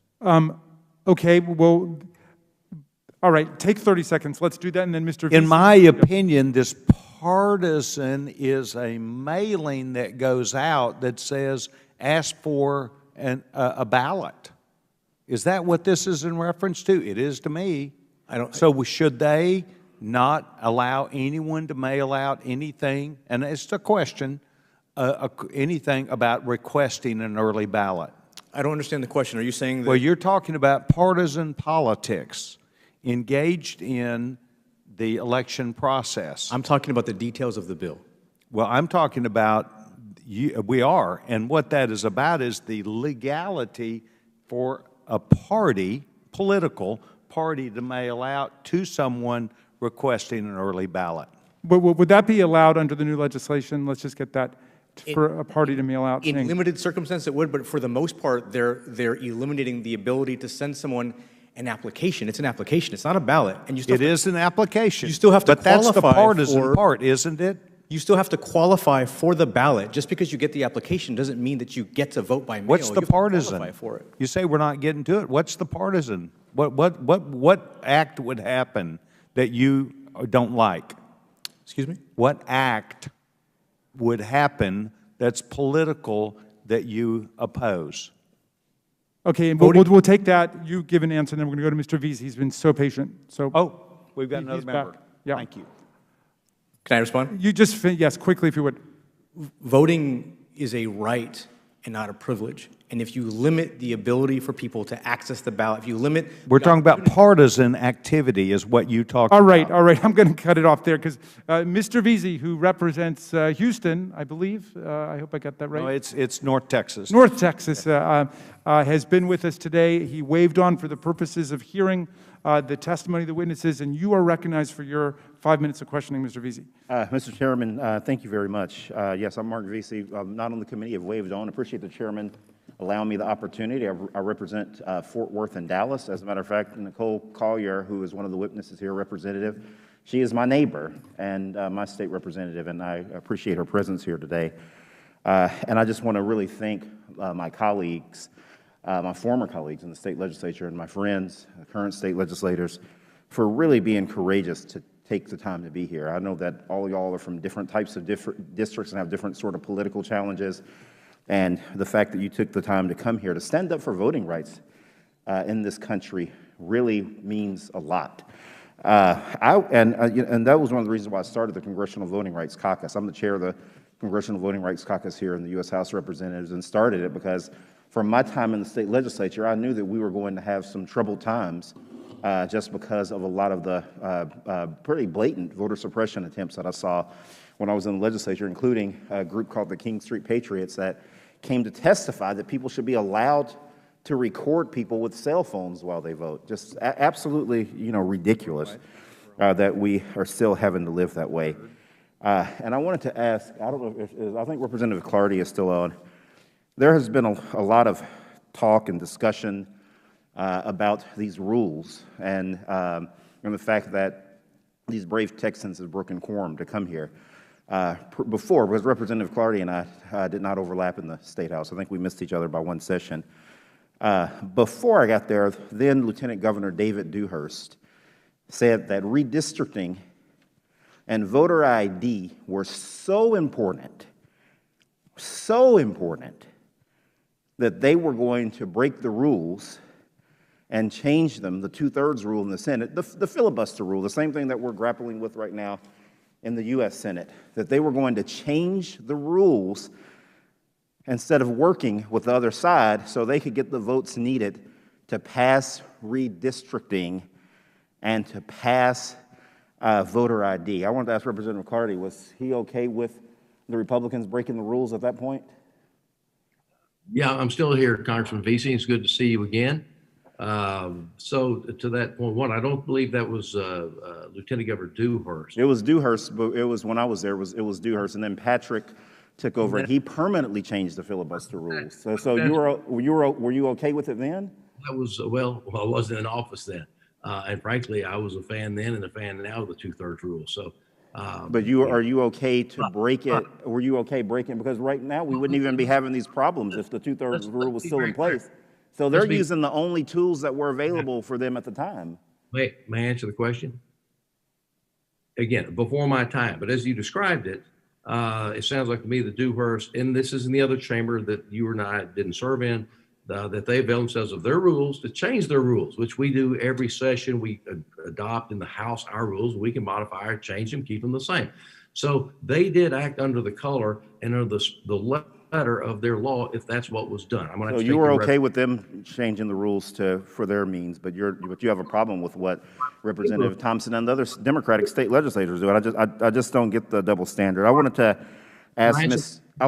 Thompson. I'm in favor of them following the rules, and part of the rules allow you to modify or change your rules. They're following the rules right now. Thank you. What it does allow you to do is leave the state in abrogation of your Constitution. Thank you, Representative Clardy. Thank you. I wanted to ask Representative Thompson something. I'm going to go off script from my remarks here, and I wanted to ask you this in closing. I don't know if you've seen the movie Birth of a Nation or not. It's a terrible movie, and one of the things that we have a hard time explaining to some of our white colleagues here is how racism is normalized. We're having this big debate right now over critical race theory and things like that about how racism is normalized in society. And you have to see this movie to understand how people that were liberal and conservative back during that time period, our colleagues' grandparents and their great-grandparents believed these crazy stories and tales about black people committing voter fraud. And we're starting to hear these same stories and these same tales today. As a matter of fact, Ms. Thompson, you had one of your colleagues in the State House that had a map that was showing here's where the voter fraud takes place. I don't know if you remember seeing that video.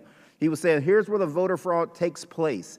And he was pointing to black precincts, and there was absolutely zero evidence of any voter fraud that was taking place. It was pure stereotyping.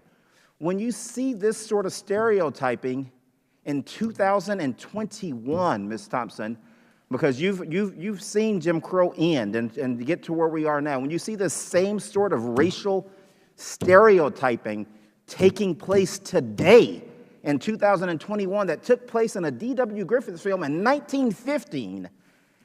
How does that make you feel? The time of the gentleman's expired. Thank you to the gentleman from Dallas-Fort Worth, and the witness may answer the question. It makes me feel like I'm not going to ever stop having to deal with the past and have to continue to keep fighting the past, and I can't progress further than the past. And my children will never get an opportunity, nor their children, to be able to live in society and be treated as an American and respected as American, and have an opportunity and a right to be able to have a voice in their democracy, a right that we all are guaranteed under the Constitution. And in addition thereto, to feel as though that they are real citizens of this country, the only country that they have been born in and they know about. That's how I feel. Again, thank you to the gentleman from Dallas-Fort Worth, and Ms. Thompson, thank you. Let's see, Mr. Davis, who's our final representative, is now on Zoom. Representative Davis, you are recognized for your 5 minutes of questioning. Thank you very much, Mr. Chairman, for calling this very important hearing. And I certainly want to thank all of our witnesses, especially those who came all the way from Texas, and I don't really care how they got there, whether it was by plane, train, even if they had to walk. I think they would have been there just the same. So I thank them for taking their time and for coming. As a matter of fact, I call them my heroes and sheroes, and I call them that because I'm reminded that Dr. King was often fond of saying that injustice anywhere is a threat to justice everywhere. And so even though we've been talking about Texas, but there are many places throughout the country where there are efforts to suppress, deny, delay, and take away the rights of people to vote, and certainly not to enhance them, which is what it seems like we really ought to be doing, is trying to make it easier for people to participate in public decision making. You know, after Republicans failed to pass these voter registration restrictions during the regular legislative session, Governor Abbott called a special session to try to ram through these anti-democratic measures. Under Texas law, the governor must set an agenda for these special sessions by specifying what issues lawmakers should consider. There were 11 items on the governor's agenda, which he released less than a day before the special session began. He called these priority items that will keep Texas, and I quote, on a path to prosperity. I think we have a slide that might show those. If we do, can we have the slide? Well, we won't worry about it at the moment. Governor Abbott had some other things. There we are. As you can see, Governor Abbott has other things on his mind beyond just voter suppression. He also focused on banning transgender student athletes from school sports and on curtailing discussions of racism in Texas classrooms, and on further restricting a woman's right to choose. But you know what is not included on this list? There's nothing on this list about solving the problems with Texas electrical grid that caused widespread power outages during winter storms this year. And I think we have a slide that would show some of that. Over 200 people died. An investigation by NBC News, the Texas Tribune, and ProPublica blamed the power failures for an unprecedented wave of carbon monoxide poisoning. Our subcommittee on environment is currently investigating these failures. Representative Collier, what was your reaction to Governor Abbott's failure to include further action on the electrical grid for this session that he called? Thank you, Congressman. Great question. It was a missed opportunity for the state legislature to actually take action to provide the needed infrastructure and information and backing that Texans need.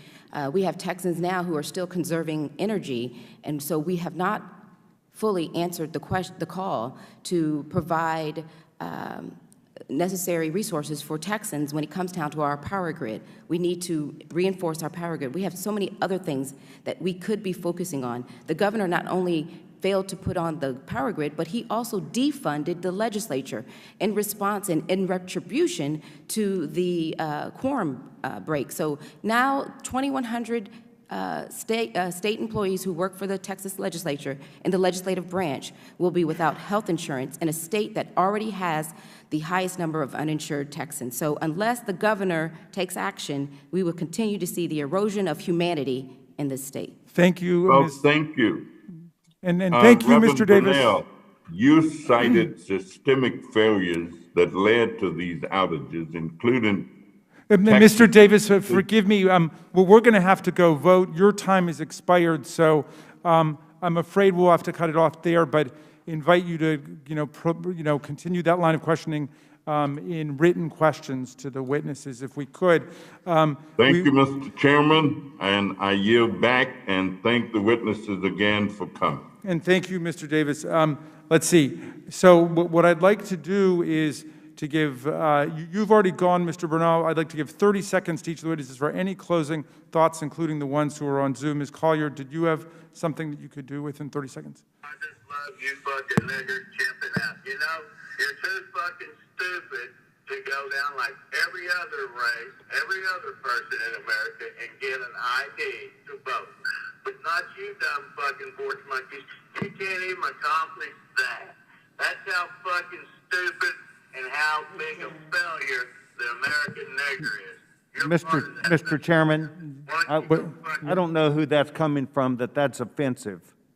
Thank you. Absolutely, it's offensive. Where did this that come is a call from? that was made to my government state office. Oh, well, And these are ma'am, the type of people I can put that- those up also. I don't think Well, it's these are the type appropriate, of people Mr. that Chairman. we Okay, are Ms. Collier's time. hearing. Thank you very much for I playing think that's that. inappropriate, Mr. Chairman. You are now recognized for your 30 seconds, Mr. Sessions.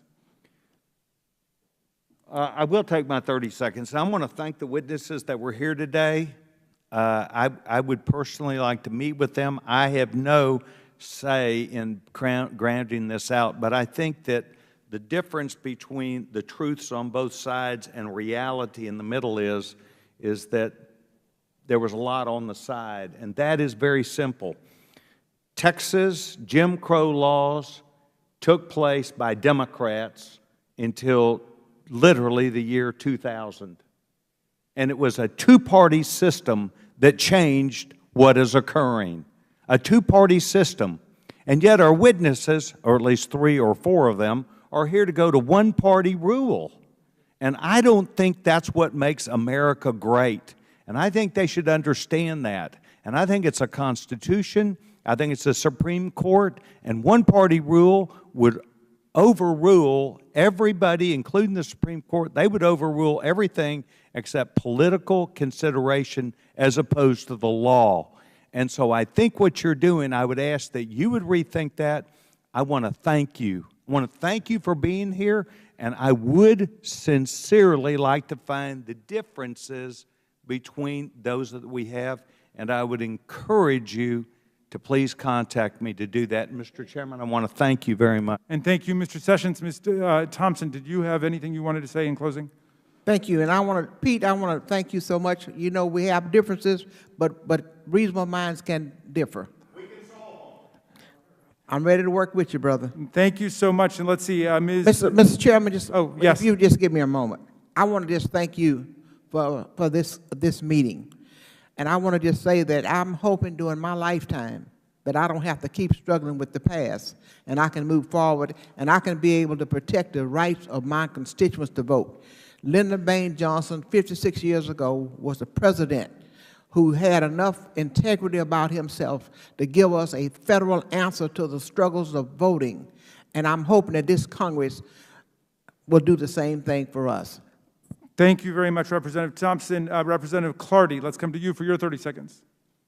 Thank you, Chairman. Again, I want to thank you for your courtesies for having us in. But I do want to say one thing. There was a statement made about somehow this bill makes it a crime to encourage people to vote.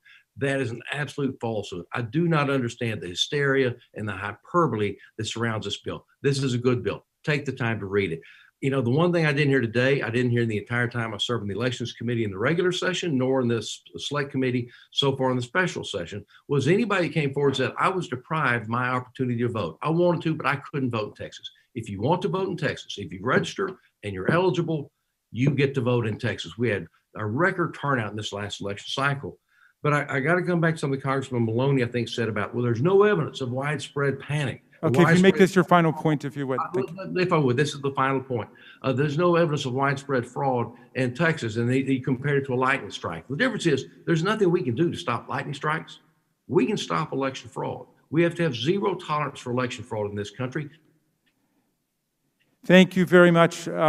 And I'm going to excuse myself to go and vote. We'll hear from Ms. Perales, and I'm asking Congresswoman Norton to take over for me. I just want to say in closing that our nation was founded with the beautiful idea of the consent of the governed and the participation of all of the people, at the same time that it was also founded with lots of efforts to exclude people from voting. And we've got to overcome that urge to exclude people from voting.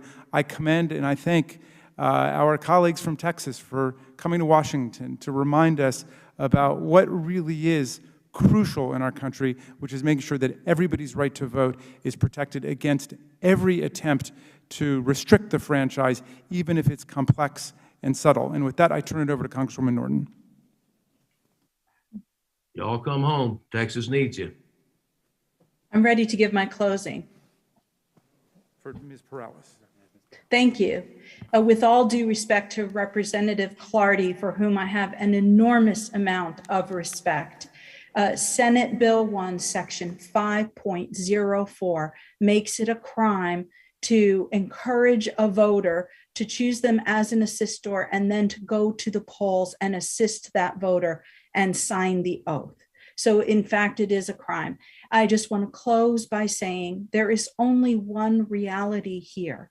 The reality is in the face of the bills, which anybody can read. The reality is in the changing demographics of Texas, largely driven by Latino, African American, and Asian American voters. And when Texas restricts voter assistance, and everybody knows that the majority of voters who receive assistance are Asian American and Latino, and nobody comes and testifies that these restrictions are necessary or based on anything that happened at the polls. The only rational conclusion that we can draw is that this is an attempt at voter suppression. Thank you.